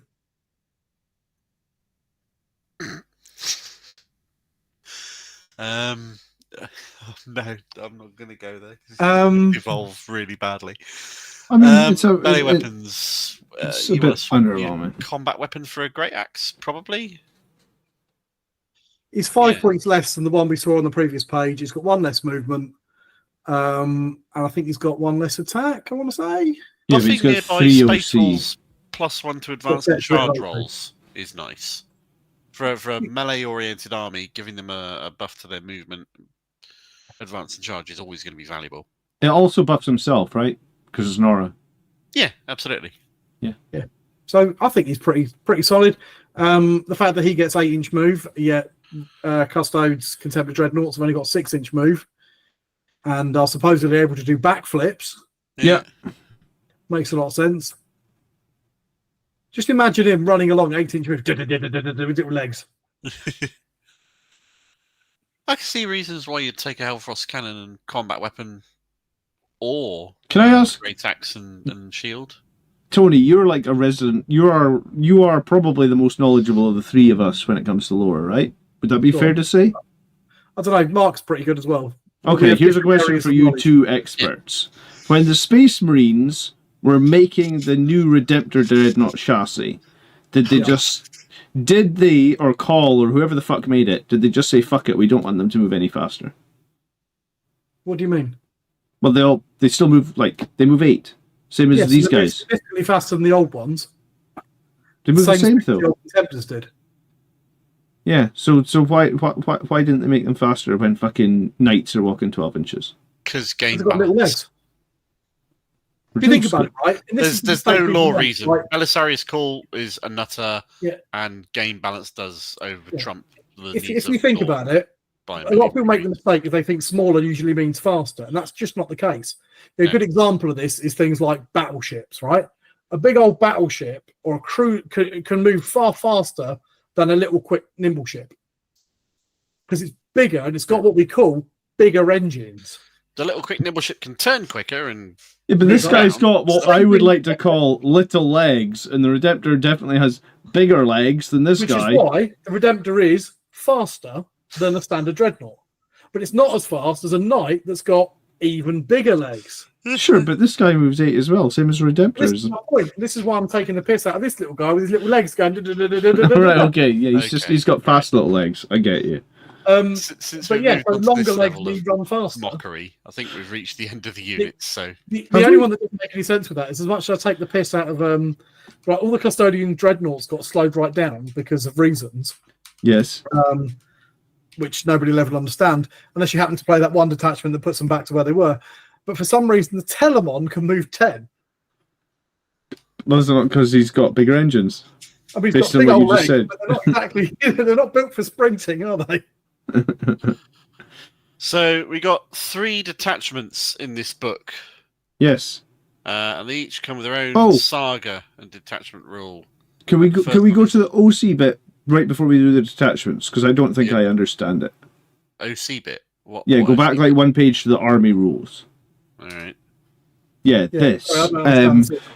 So they get with a moment, and then Curse of the Wolfen. While this unit is within 6 inches of 1 or more friendly Space Wolf characters, excluding Wolfen models, or within 12 of 1 or more Wolf Priests, if it is not battle shot, add 1 OC. If it's infantry, add 3 OC if it's a vehicle. So who's getting that is what Wolfen. They're Death Company, mate. Anything that's Wolfen has got Curse of the Wolfen. But why does it So say all those excluding zeros Wolfen? get OC as long as they're within range of the character. Because Wolfen can't be reassured by the presence of other Wolfen and make them all sensible enough and give them OC, right? They got to be near Space Wolves who aren't buttfuck crazy. Okay, so do any of those dreads that we looked at the end have the character keyword? Like the ones that buff Wolfen, are they giving Wolfen OC or no? No, because the Murderfang has got the... So that's Wolfen as Curse the Wolfen. Yeah. Wolfen Dreadnought is Wolfen as Curse the Wolfen. Venerable Dreadnought is not and can. No, he's not a character. He's not a character, though, so he can't. Okay, so just other characters, just Space Wolf characters. So if I have any, like if I have a Space Marine captain, he would not help my Wolfen. Only the Space Wolf characters. That's why I wasn't I mean, I'm doubly not understanding it. I mean, Bjorn could, but yeah. Sorry. Got to be a Space Wolf character. Well, no. Any character you take in the army becomes a Space Wolf character because it overrides the second faction keyword with Space Wolf by being included in the Space Wolf detachment. Yeah, so it's basically any character that's not a Wolfen one. Yeah. So it's like the Death Company rule, except that unlike Death Company where you have to have a chaplain, these guys will get it if there's any characters whatsoever within 6 inches or 12 inches of a Wolf Priest. Yeah. Yeah, but like if I just had a regular captain in Gravis armor, he's not helping me. Yes, he is. But he wouldn't have the Space Wolf keyword. By joining a Space Wolf detachment, he gains the Space Wolf keyword and is therefore a Space Wolf character. Oh, hang on, it says underneath. Apparently. Someone's yeah. If an Adeptus Astartes unit has a second faction keyword on its datasheet, that faction keyword is the name of the unit's chapter, which in this case would be Space Wolves.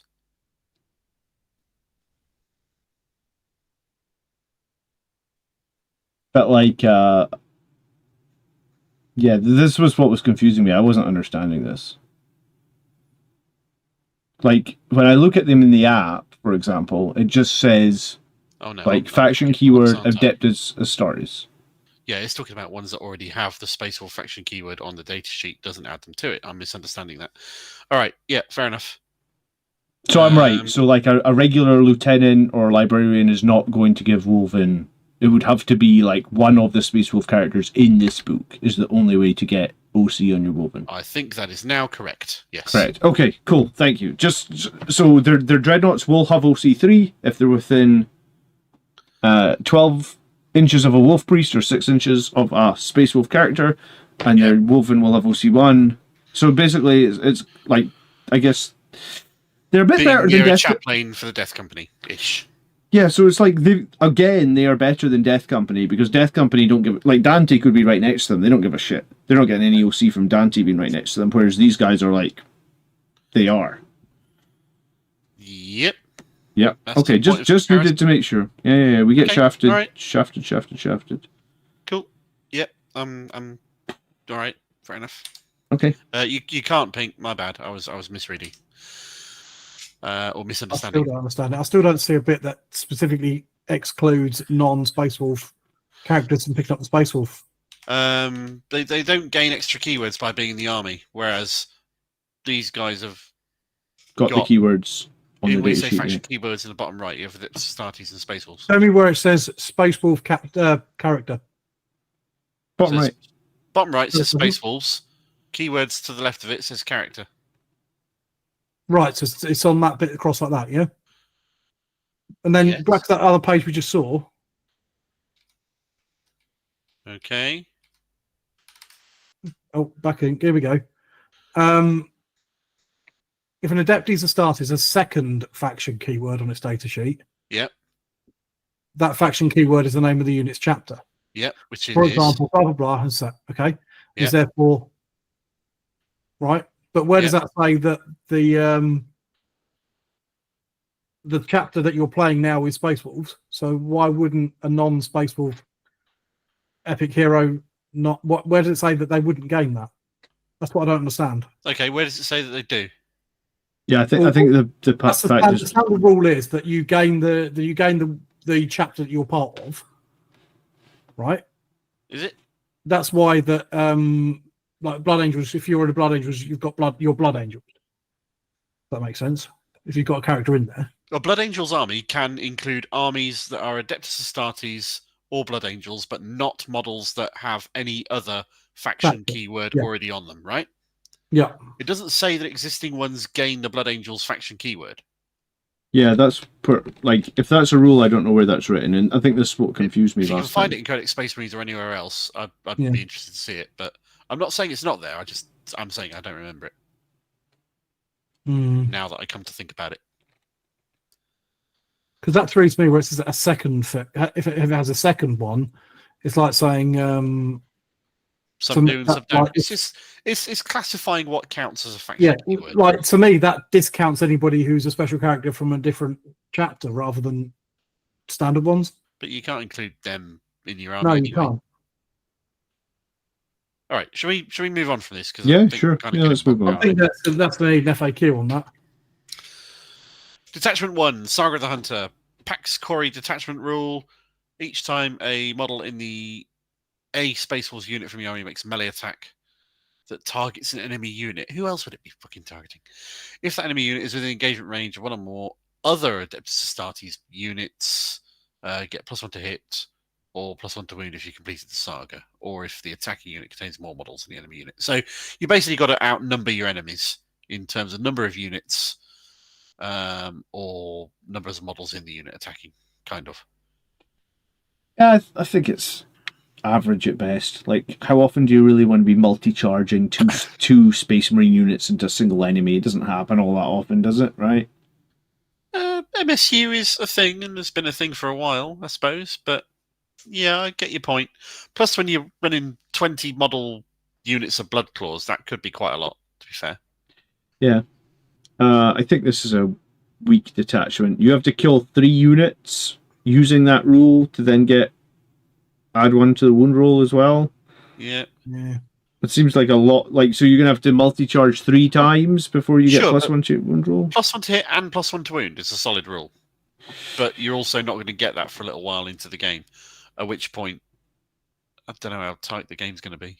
And you're not going to get it late game either, right? Because you're going to be strung out shape usually. Potentially. So, enhancements. Swift Hunter, Space Wolves models in the various unit have Scout 7, which is all right, and costs 20 points. I don't think it's very good again. I don't know. I think anything you put that on is going to be a really expensive unit, and I probably don't want to be scouting expensive units forward one before I know who's got first turn. Pre-first turn is always a thing, yeah. I just think that's a good way of getting a very expensive unit quite quickly dead. Bearer has Feel No Pain 4 up. I suppose that would be good on the Gravis guy that we've spoken about a number of times before. Gravis Captain, potentially. And would cost 15 points. Wolf Master. Select a friendly Space Wolves unit within 9 inches. And Teeth and Claws and Tiernak and Fenrir weapons have lethal hits. So the Wolves get lethal hits, basically. Yeah, cool. I think it's pretty underwhelming. Big deal. Yeah, that's pretty enough. And Feral Rage, +1 to attacks characteristics of melee weapons equipped by the bearer. And an extra +1 attack when you charge. Yeah, like I was very underwhelmed with this attachment, honestly. +2 attacks isn't a bad thing on the charge, but it depends on how point it is. 15 points. And the Wolf Master thing for the buffing the wolves is only 5 points. So for a throwaway thing, that's not. Yeah, I mean, I guess that's fine. They're there for just filling up your spare points, aren't they? Yeah. These are stratagems for that detachment. I'll shut up for a bit and let you guys talk while I have a drink. Get the booze out. What do we got? Space Wolves. Piloting Consolidate 6. That's really powerful. Yeah, that's fine. Especially because you do not need to end closer to the nearest enemy model. Ooh, okay. Okay, that's powerful for a CP. Consolidate 6 is always really nasty. It's very powerful. What else we got? Sticky objectives. Fine.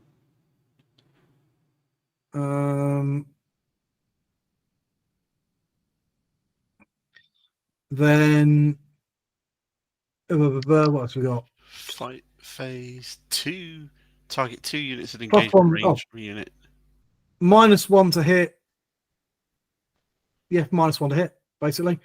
That's all right for a CP. So you're already overwhelming them with 2 units or a beast unit. And I suppose beast units are cheap. So charging in a bunch of cheap-ass wolves, spend a CP and make the unit have -1 to hit is not the worst thing in the world. Yeah, that's annoying. Yeah. You've got fallback and charge. Which is never bad. You've also got fallback shoot charge as well, which is even better. Yeah. Right. You've got like your Space Wolf infantry or beasts that can move through models. If you're using that on a dreadnought, Mark, like fallback, shoot your Hellfrost cannon into something, yeah, and charge it. That's much more powerful than just being able to charge it. Yeah, and it's only a CP. Mm-hmm. And you don't even have to shoot the thing that you're about to charge either. Just put it on something else. Yeah. Yeah, okay. That's cool for CP. Moving through models, that's really, really powerful because it means you can jump through screens. It's good for the big units of Thunderwolves for sure. Good for anything that wants to just not get bogged down in a screen. So like Terminators, things like that, don't want to be sitting there killing wolves when they could be killing expensive things. And the bottom one is buff to wound rolls when you shoot at them with 2 units. Yeah, that's not too bad, especially if your oath target was on that unit as well. I would say that the enhancements are a bit shit. The army rules are a bit shit, but the strats are very powerful. Ooh, DTM makes a fair point. Yeah, that doesn't get armor of contempt. I didn't notice that. You're absolutely right. Good, because they nerfed armor contempt and put into the ground. I mean, it's still good. Ish. I rarely use it though, to be honest. Yeah, not anymore. Not anymore. I used to use it, but not now. I don't. Anyway, so the first one, NAF thing, good strats. Second one, okay, strats. Yeah. No, that was Saga of the Bold.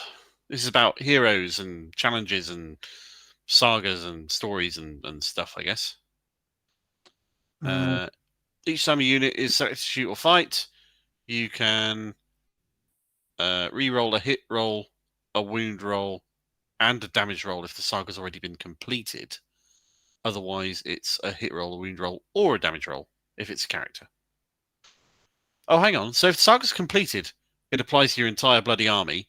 If the saga's not completed, it's just characters, and it's a hit, a wound, or a damage roll. So completing your saga is a horrific buff to this army. Yeah, but it's also, I would say, a very weird saga. So your saga is, each time a Space Wolf character from your army does one of the following, right? So the character has to kill your Oath of Moment target. It has to then kill your Oath of Moment target again.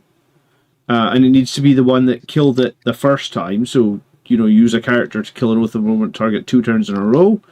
Doesn't have to be the character. It could be the unit that they're in. But yeah. Yeah. At the end of either player's turn, that unit is wholly within your deployment zone. So you need to get a unit behind enemy lines, essentially, a character unit. And then from the second battle round onward, at the end of the command phase, that unit is within engage over objective marker in no man's land. So it's like, I think the easy parts are probably like hold an objective in no man's land, right? Like that's easy. Yeah. Kill your oath target one time, potentially easy. And you've got to do 3 of these things. Yeah. The last 2 behind enemy lines, well, I just screen you with infiltrators. You're not doing that. And then once I know that you've killed an Oath of Moment target with that character, I will, I guess, move away from it. Not every army has access to infiltrators, let's be fair.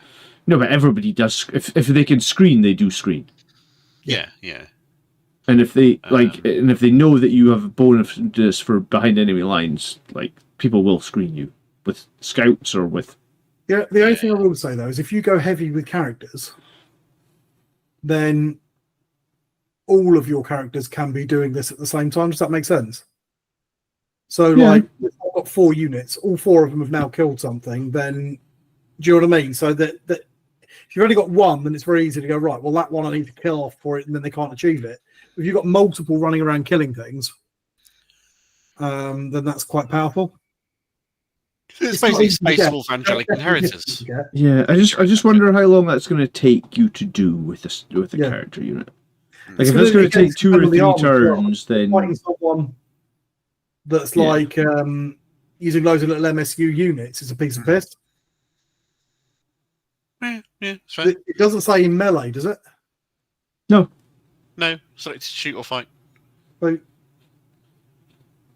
So just picking off a cow spawn or something counts as one.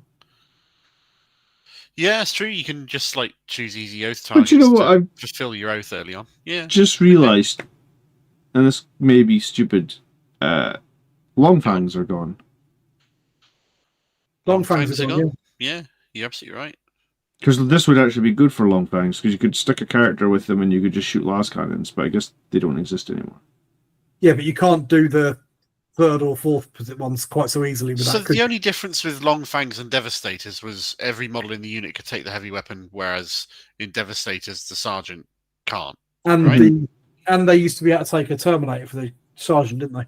Yeah, Wolf got a Terminator. They used to be able to attach Wolf. Yeah. Or the Wolf hang out with them, basically. But you can still put a character with a unit of stupid rocket marines and... No, it's a Space Wolf character thing again, I think. Is it a Space Wolf? Oh, it is a Space Wolf character. Oh, fuck. So they're all melee. You're going to be doing it in melee, but you might have a little bit of incidental fire. Pick them off as well. You're not wrong. Well, Bjorn could shoot something. You'd have to kill the whole unit, though. Yeah, which could be just as... Yeah, it's going to be tough. Yeah, okay, so I don't really like this detachment either. I think it takes you at least behind enemy lines, takes you 2 or 3 turns to do. Kill 2 Oath of Moment targets with melee characters, takes you 2 or 3 turns to do. Yeah, I think like realistically it's going to take you 3 turns to do this. Yeah, so, but hang on. Look at the enhancement, the first enhancement already. I've already read the first one. Gone in. Sure. Go for it. +2 strength. Yeah. If you achieved one of your boasts, +1 damage as well. Yeah, well, that's good. One character can do 4 damage, I guess. That is 20 points. Yeah, all right. Give it to that guy that's got the Thor hammer. That'll make it easy for you to kill the second Oath of Moment target after you've done that. You didn't like that, so let's look at the second one then. Each time one of your characters achieves any of those boasts, gain a CP. And it doesn't have to be the model that this is equipped with, because he's just like singing about his mate over there who just did it. Yeah. I mean, that's not going to start with Bjorn's 1 CP per turn, though, right? No, it won't do, because of the universal rule. Yeah. That's 15 points. Horde Slayer, start the fight phase, more enemy models and friendly models holding 6 of the bearer get +2 attacks on melee weapons on the bearer itself. If you achieve 1 or more boasts, get 3 attacks. Again, that's pretty good. Yeah, that's all right. You can put it in a unit that's fairly small, like those Headtakers or whatever. Ooh, get back up on a 2-up. Yes, please. We'll have some of that. So, yes, we've got a detachment rule that's very difficult to do, unless, of course, you've got a lot of characters. Because remember, even if you haven't made your Saga of the Bold, you've still got reroll 1 hit, wound, or damage. Yeah, I mean, it's fine. That's Angelic Inheritors, basically. It's the same sort of idea where you're running a lot of characters around, isn't it? Pretty much. Makes sense. So, that's pretty strong. So, it's fairly strong, and it gets bananas strong if you make the boast. All of those enhancements are strong. What are the strats like? Kicking off the enhancements after 1 boast is nice. Thunderwolf's Fortitude for 30 points is worth it to get back on death. Yeah. Strats! There is, once again, no Armour of Contempt. Lethal hits 1 CP. Yep. It's nice. Applies to models in the unit, which is okay. Yeah, cool. Especially if you've got volume of fire attached to something like 20 blood claws, I suppose. Reroll hits for a CP. That's full reroll hits. Yeah, okay, cool. Can you play both of those in 1 turn? No reason why not. So you got the CP give your whole unit full rerolls and lethal hits. I mean, you already get rerolls from Oath of Moment, though, right? It's a weird one. You get reroll ones though from at the moment, don't you? No, reroll everything. All right, but it's going to be another unit as well. So yeah, that's quite powerful. Okay, cool. Especially on a unit with a lot of attacks. So do it on like stupid blood claws with Ragnar in there. And he's 10 attacks plus all those, however many attacks that a standard squad of 10's got. It's like 40. So that's 50 attacks with lethal hits, re-rolling hits. And plus one to wound. Wolfguard Headtaker or Wolfguard Terminator Pack Leader model gains the character keyword for a turn.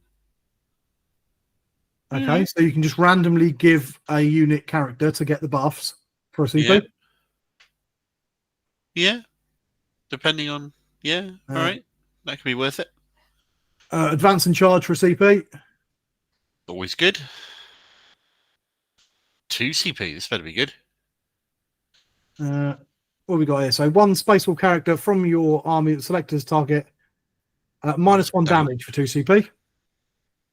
Yeah, it's usually pretty expensive, -1 damage. Yeah, it's always expensive, that is, isn't it? And then... Heroic Intervention. Oh no, it's better than Heroic Intervention because... It's just charge. It's charge out of face. It's the old rule that custodians used to have on the bikes. Yeah. Yeah. Out of face charge. No, that's very good. I mean, Bjorn could do it, so he's giving you a CP, which means, like, technically for 1 CP, if you finish within 6 inches of Bjorn, he's going to charge you. And because you haven't made a charge, he'll fight first.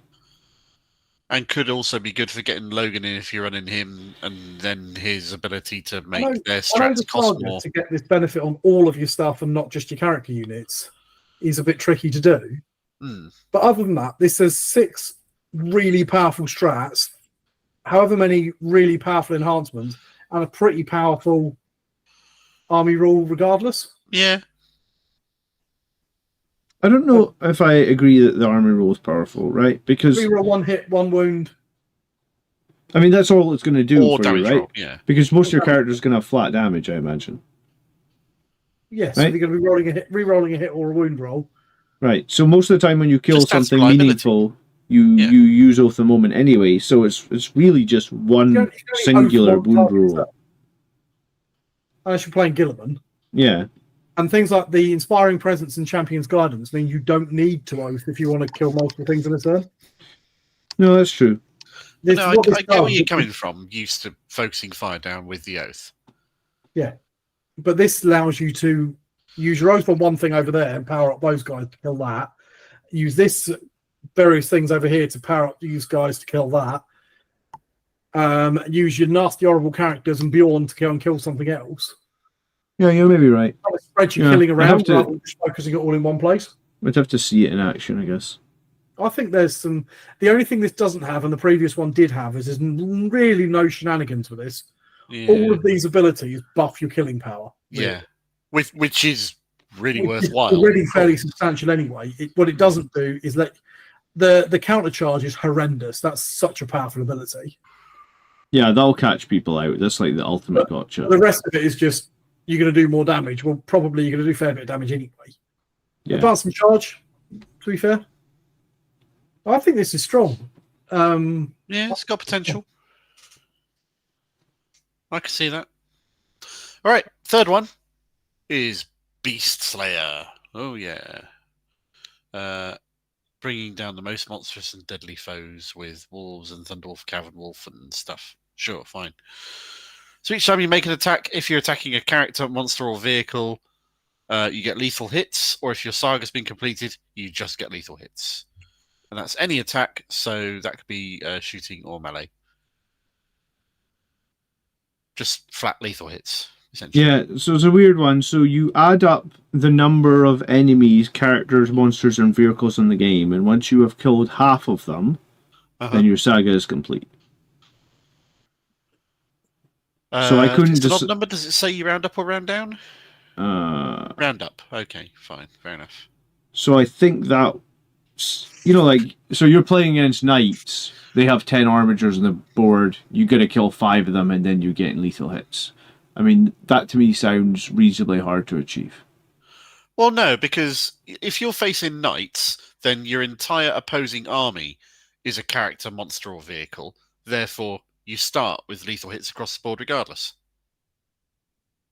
Sure. Yeah, so actually completing your saga against knights is worthless. Is utterly pointless, yeah. It does nothing. Because you've already got lethal against everything in their army. Except for killing the little allied unit of 5 Voidbringers or whatever they're called that was sitting between their legs. I think it's quite powerful, to be honest. Just lethal against characters, monsters, and vehicles. Because characters, monsters, and vehicles are the things you want +1, want lethals to kill anyway. Yeah, exactly. Normally, you don't need it for killing infantry because you're hitting them hard enough that you're and if we've seen something in this codex, we've seen a lot of volume of attacks. Yeah. So this seems powerful so far. All right. Unlike the other two, you don't really need to achieve your saga to have a really powerful rule. Sorry, DTM. Yeah, clearly we're thinking on similar lines there. Maybe. Yeah. Okay. What do we got then? Wolf touched. +2 move. Hold on. What happens if they don't have any characters, monsters, vehicles in their army? Oh, they're going to have characters regardless because they've got to have a ward. You have one, yeah. Yeah. And not many armies go completely infantry only. Yeah. I mean, if they do, bully for them. Make sure you've got lots of chainswords because they've spammed out on the board. Yeah. That's always going to be a thing, isn't it? And if they take chainswords anyway, then they're going to have lethal hits against the vehicles. So, yeah, all right. First... Go on, sorry. The first one here is really cool. I think this is the first time where we've got, like... Yeah. Basically, we can attach anybody we want to the Wolfen, unless I'm not understanding, and everybody will get 2 inches of additional move. Basically, any of their generic Space Wolves characters, you can... No, they get to move the same speed as Wolfen does. Because they have a base move of 7, and the Wolfen can move at 9. So this means that the character moves at 9. So that he can go and be attached to Wolfen. Sure, but I can lead the Wolfen now with that batshit Terminator if I want, and he'll give them OC. He's a special character. Because enhancements can't go on named characters. Oh right, yeah, they can't go on the named character. So this is like your wolf leader. Who all can this be? Your wolf leader? Put your wolf leader in there. You could put your chaplain, wolf chaplain guy in there. Yeah, the wolf priest. Oh yeah, what does the wolf priest give again? It was like AP and he heals a model and +1 to wound. Oh, okay. He brings the model back when they're dead and gives +1 to wound. So you might just want that wolf leader that gives you the sustained, actually. Yes, the sustained on all those Thunderhammers would be pretty unpleasant. Yeah, realistically, you're only going to get 1 or 2 more hits, but 1 or 2 more damage, 3 hits is pretty unpleasant. What's the points for Wolf Touched? 15 points. That's not bad. Yeah. I can see that. Okay. To have someone leading the Wolfen. Yeah, okay. Redeploy Thunderwolf, Wolfen, or Bloodclaws. I mean, redeploy is always nice. Yeah, they're always useful. And that is 20 points. Assuming you're doing Thunderwolf Cav spam, which a lot of Space Wolf players did. Or even just running a lot of Bloodclaws, because I think there is an argument to run a lot of Bloodclaws in this army. Yeah. Yeah, you're not wrong. Okay. The next one is we can give Bloodclaws once per game, 1 AP. Seems pretty underwhelming. It's a lot of attacks, and having an extra bonus AP will make a bit of difference. Especially I suppose it's a lot of lethals. Sure. For 20 points, though. 20 points for 1 turn to have AP 2 and lethals. Maybe it can be worth it. Yeah, maybe. I think I'm with you on the maybe. If you can have 20 Bloodclaws, maybe it's worth it, because that's like 80 attacks or something. Yeah. Yeah, I'll guess if you're running a 20-man. That'll let them rip through a vehicle or something, won't it? Each time an attack is made by a character, monster, or vehicle that targets the barrier unit, reduce the AP by 1. So, basically permanent armor of contempt on 1 unit against characters. When they've finished getting through the unit you're attached to and attack your character. I'm not so sure I'd pay for that. No, it's the bearer's unit. It's the whole unit. Oh, sorry, you're right. The permanent armor of contempt, but only against characters, monsters, or vehicles. Okay, yeah, all right. That's got to be expensive. That's very powerful. That's 15 points, cheaper one. Why is that so cheap? That's an auto take. Because they don't know. Well, again, book points, but yeah. I get you. So, all right. So far, this detachment does seem very, very strong. Yeah, it's got some punch to it. Again, we have no armor of contempt. Oh well. What have we got then? Unbridled ferocity, Space Wolf unit. Each time you make an attack, +1 to wound. So +1 that's to wound. Good. That's better than Lance. Yep. This is target Thunderwolf Cavalry. I think that's the same thing where they can just move through things. Yeah, moving through things for your Thunderwolves. Yeah, cool, brilliant. Which is nice for CP, very powerful. Absolutely. You can move through units as well, can you? Move through models, excluding Titanic. Straight through screens, and then Thunderwolf Cavalry charge the thing behind it. Yep, that's very powerful. Next one. Pinning fire. Pinning. So -2 from its move and -2 from charge. That's horrible. Into certain, it's one of those. It's situational. But if you use it against someone like World Eaters or Blood Angels or something that want to be charged, knocking 2 off of their move and charge is going to be very annoying. Especially if it's a vehicle or something that's got multiple different guns, you just pick 1 or 2 shots off to target someone over there and plink them. Then you spend this to ruin their chance of getting a charge off this turn. Yeah. Yes. Complex. What we got? 1 Adeptus Astartes unit is in 9 and not within engagement range. You can move away. So it's a reactive move. Yep, which is always powerful. Always good. Infantry or Thundercav can just move at 6 rather than random roll. Yeah, right. Sure, great. Always good for 1 CP, and that's the janky shenanigans you were talking about, I suppose. That's what I'm looking for in an army. If I'm playing a tournament style game and I'm being really competitive, what I'm looking for is shenanigans.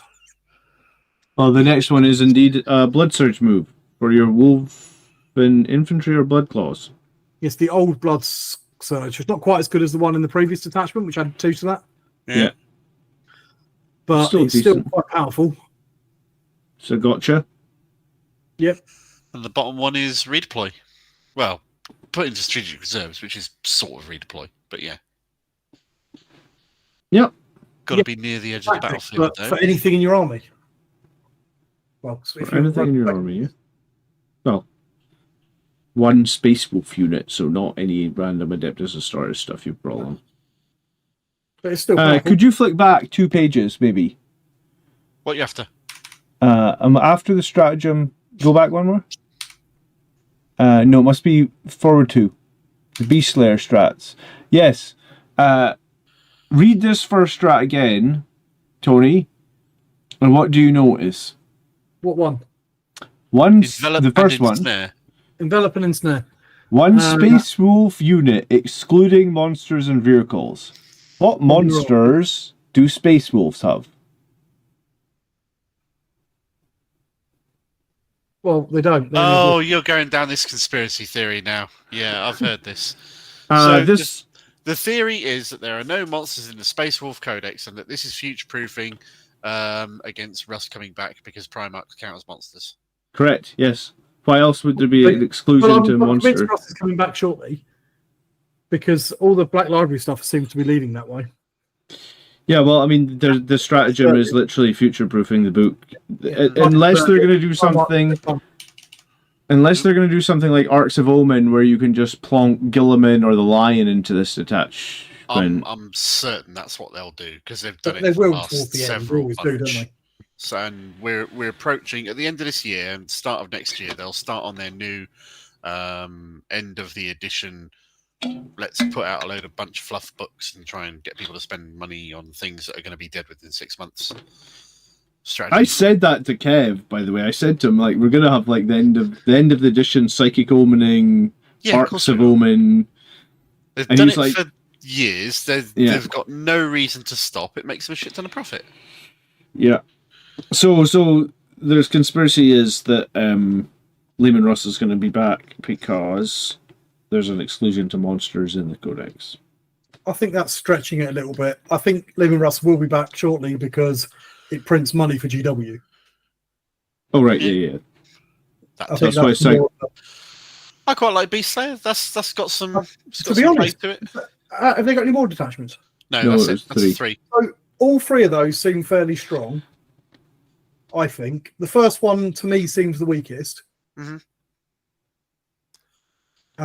But they've all got good strats. They've all got good enhancements.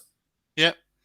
The army rule. I know John doesn't think the second one is as powerful as I do, but I think that's quite powerful. And I think the bananas power of the enhancements and strats makes up for the fact that it might not, especially when they get boosted after one boast. Yeah, I can see that. Because I'm just ignoring completing the saga, to be honest. Okay. I mean, you'll do a couple of saga things pretty easily, right? You're going to kill your off target. You're going to be on a big. I don't think you'll ever finish the saga with this. Not certainly to thing me, but it's. I think this is just a much better angelic inheritors. Just because the characters get so strong, maybe. The character units get so strong. So if you're running a lot of characters, and they've got some fucking amazing characters. DTM reckons it's future-proofing for when they release a Carnifex-sized wolf model for the Space Wolves. Do you know what well, maybe there's going to be a giant wolf xenomorph that they've brewed up. No, the one thing I do want to say is like they have a lot of access to 3 damage in this codex. They do, which I'm not sure seems fair. Like, why are all the new codexes getting 3 damage? The fact that they also have a lot of attacks. Yeah, and a bunch of their characters also have sweeps and strikes. Do you know what I mean? It's just like a kind of. So, changing subject slightly, but along those lines, I have a real issue with the new World Eaters Codex because they reduce the strength of all the models and they just put it in one of the detachments. Yes. Because Arc of Khorne has always been extra strength. Yeah, 1 extra strength, isn't it? You know, Space Wolves for the last couple of editions, in a similar vein, they've always had access to really high damage or strats. Do you remember their old rule? I think it was 9th, where they just got +1 damage on the charge. Yeah. So their thing is their attacks do a lot of damage, but there has to be a bit of a trade-off for that. So if they, going back to World Eaters, if I lost some attacks because that's the Marcus Lanesh, but all of my dudes with their chainsaws hit really hard because they're angry, then I'm okay with that. And the same with these guys. Yes, everybody got the damage 3, but they only got 2 attacks instead of like 4 for a Blood Angel. That's fine, you know. I've got no issue with that. But I do feel that in some cases they've done that, like the Wolfen. Yes, they've got 3 damage. They're a nutty, really powerful unit, but they do only get 2 attacks. So they've got less attacks, but more damage. Fine. No problem with that. You can balance that with the points in there, you know? Yeah. And that seems fair. You don't get many attacks, but they do a lot of damage. So it's where I have an issue with some of the ones that have got like really high damage. They have access to doing extra damage, and they've got like, and this dude also gets 10 attacks. That's where it kind of gets a bit nutty for me. I think my takeaway from this book is that I reckon it will see competitive play and success, probably from somebody running the third one, the Beast Slayer detachment, and taking a massive amount of blood claws. I think that's going to heavily skew and probably see a decent amount of success in the near future. I think it will come in at like 53-54%. I think there will be like, I think if I was going to do it, I would do 10 Wolfen with Storm Shields on 1 and then do 2 5s. And what that gives you is like 2 little trade units you don't give a shit about, like with you know, that's still 10 damage to the Thunderhammers. I can throw them at anything, and then 1 big killy one that I can do something more with. And that would only be like, even if they're 100 points per, that's only 400 points. So like, if you compare trying to do that with the Death Company, where you get Lamartus plus 10, which I'm not even convinced Lamartus plus 10 does as much damage as just the 10 Wolfen on their own, you've got 3 squads of Wolfen for 400 points. Astrath with 10 is a better choice. Yeah, but I'm still not convinced that does as much damage as the anti-vehicle, anti-monster 3 damage Thunderhammers. I don't think it does, but that's because, and I was having this argument with someone the other day, so I was chatting to someone yesterday, actually, and they were whinging on about the fact that World Eaters get the rapid fire for stupid las cannon Land Raider. Oh yeah, that's cool. And they were like, well, that's not fair because the other Land Raiders. I was like, well, yeah, if you're going to compare my Land Raider to your Land Raider, then yeah, absolutely, it's not fair. But if you look at it in context of the whole thing, then you can run Gladiator, Lancers, and I can't get lost. Yeah, so it lines up for like looking at. So if you try and look at it as like internal balance, then because Death Company aren't Wolfen. You know what I mean? So if you look at it as like an internally balanced codex, and we look at this in isolation, we used to say that, didn't we, for when we do an original tier list, we look at the unit in isolation, not and it never quite worked out. But if we look at the codex as kind of like, we ignore the fact we're Blood Angels players for a minute. We look at this codex in all of itself. It's mostly got really strong units. Yep. There's a couple of units that you're never going to take. The standard Wolfen, what the fuck's the point in them being there? Yeah, agreed. I don't see what the point is in Njal. The Grey Hunters, I think, are overcosted by quite a significant amount. They're a nice idea, but I agree. I don't think I'd take them. But other than those three, I think what you've got is a really big spread of units, and they're all got their own niches, and they all do their own things. I think you've got three potentially quite competitive detachments. I wouldn't be surprised. Like Mark says, I think that the third one is probably outwardly the most powerful, but I wouldn't be surprised to see any of them win a tournament. I don't think any of them are naff, as it were. No. I really like the Terminators as well, right? Yeah, so I think this is just a really powerful book in its own right. Going back to your Blood Angels and Death Company thing for a moment, Blood Angels aren't in a very good place because our Blood Angels units are generally either wildly overcosted, looking at you Sanguinius regard, or just a bit shit looking at you Death Company. And I'm salty about us losing our units and all these sorts of things. And I think our codex is just not as good as this codex.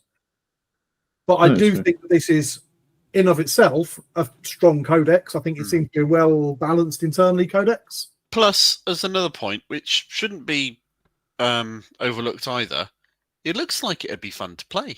Does look pretty fun, yeah. If you weren't inherently biased against Space Wolves, like some we're not going to mention, then I think, yeah. Yeah, it's a weird one.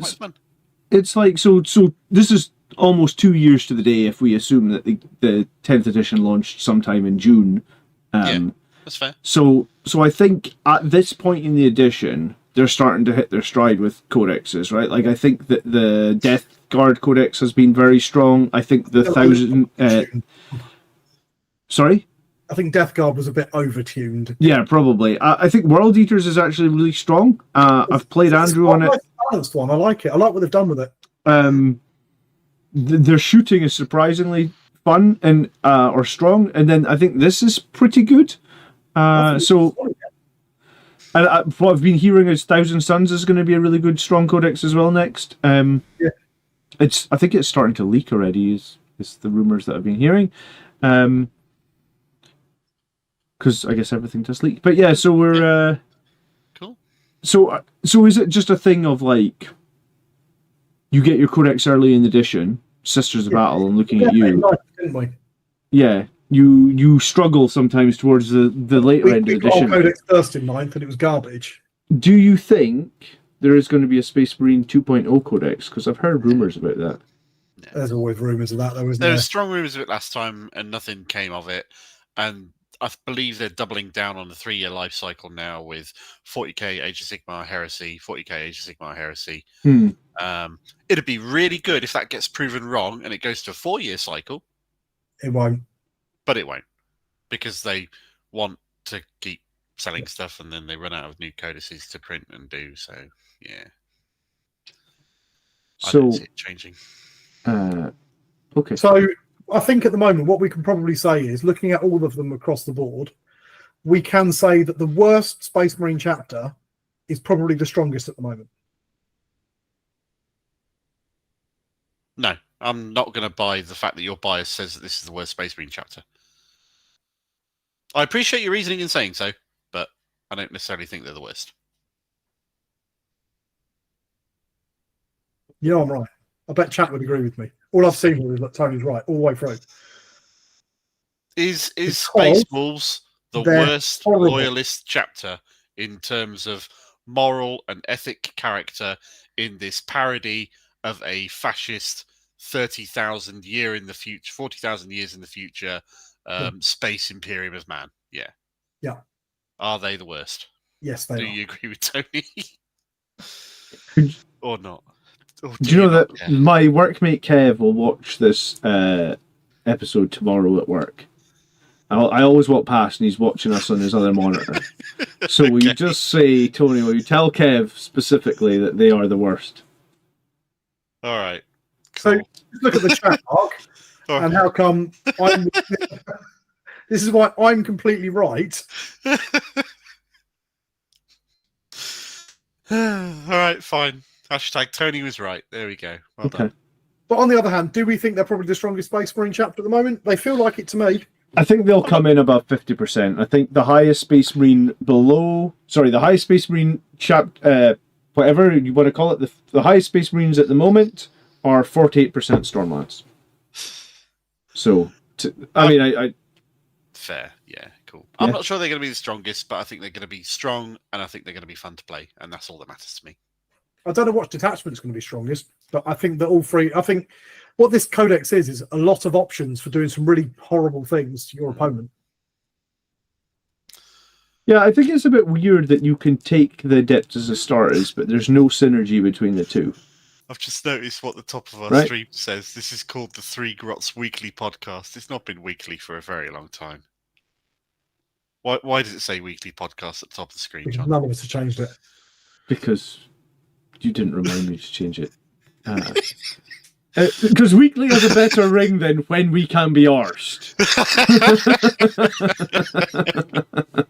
Occasional, infrequent podcast. Yeah, absolutely. Oh, great. Are we done? All right. Guys, please leave a like on the stream. Tell us all the combos of horribleness that we've missed, because I know we'll have missed through. I know John's had a read through this beforehand. I don't know if Mark has, but I certainly haven't. I've had a little flick through, not loads. So I'm sure we've missed some horrible, horrible things. Yeah. I think I just checked while we were live there. Predator Annihilators. It is 3 distinct las cannons. Both sponsons on the top one. It is a distinct hunter-killer missile. If you have that Tech Marine and you get within 24 inches, which is pretty easy to get within these days, that will give you 6 las cannon shots and 2 hunter-killer missile shots for 135 points. That seems very good. Plus the points cost of the Iron Priest.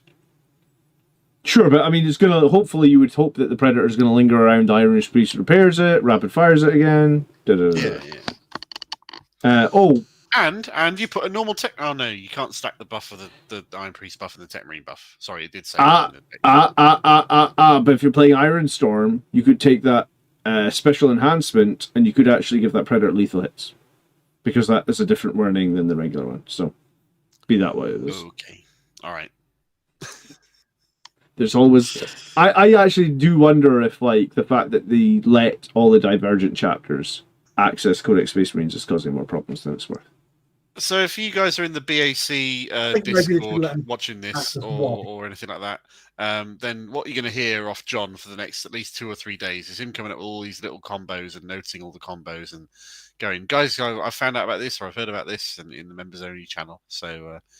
if you want to hear all these lovely little tidbits, then that's the place to be. And DTM agrees with me, so I must be right. All right. We'll see you guys in the next video. Yep, it's getting late. We don't know what we're going to do next, but we'll do something, and it'll be a laugh for us. Good night. Cheers, guys. Doodles.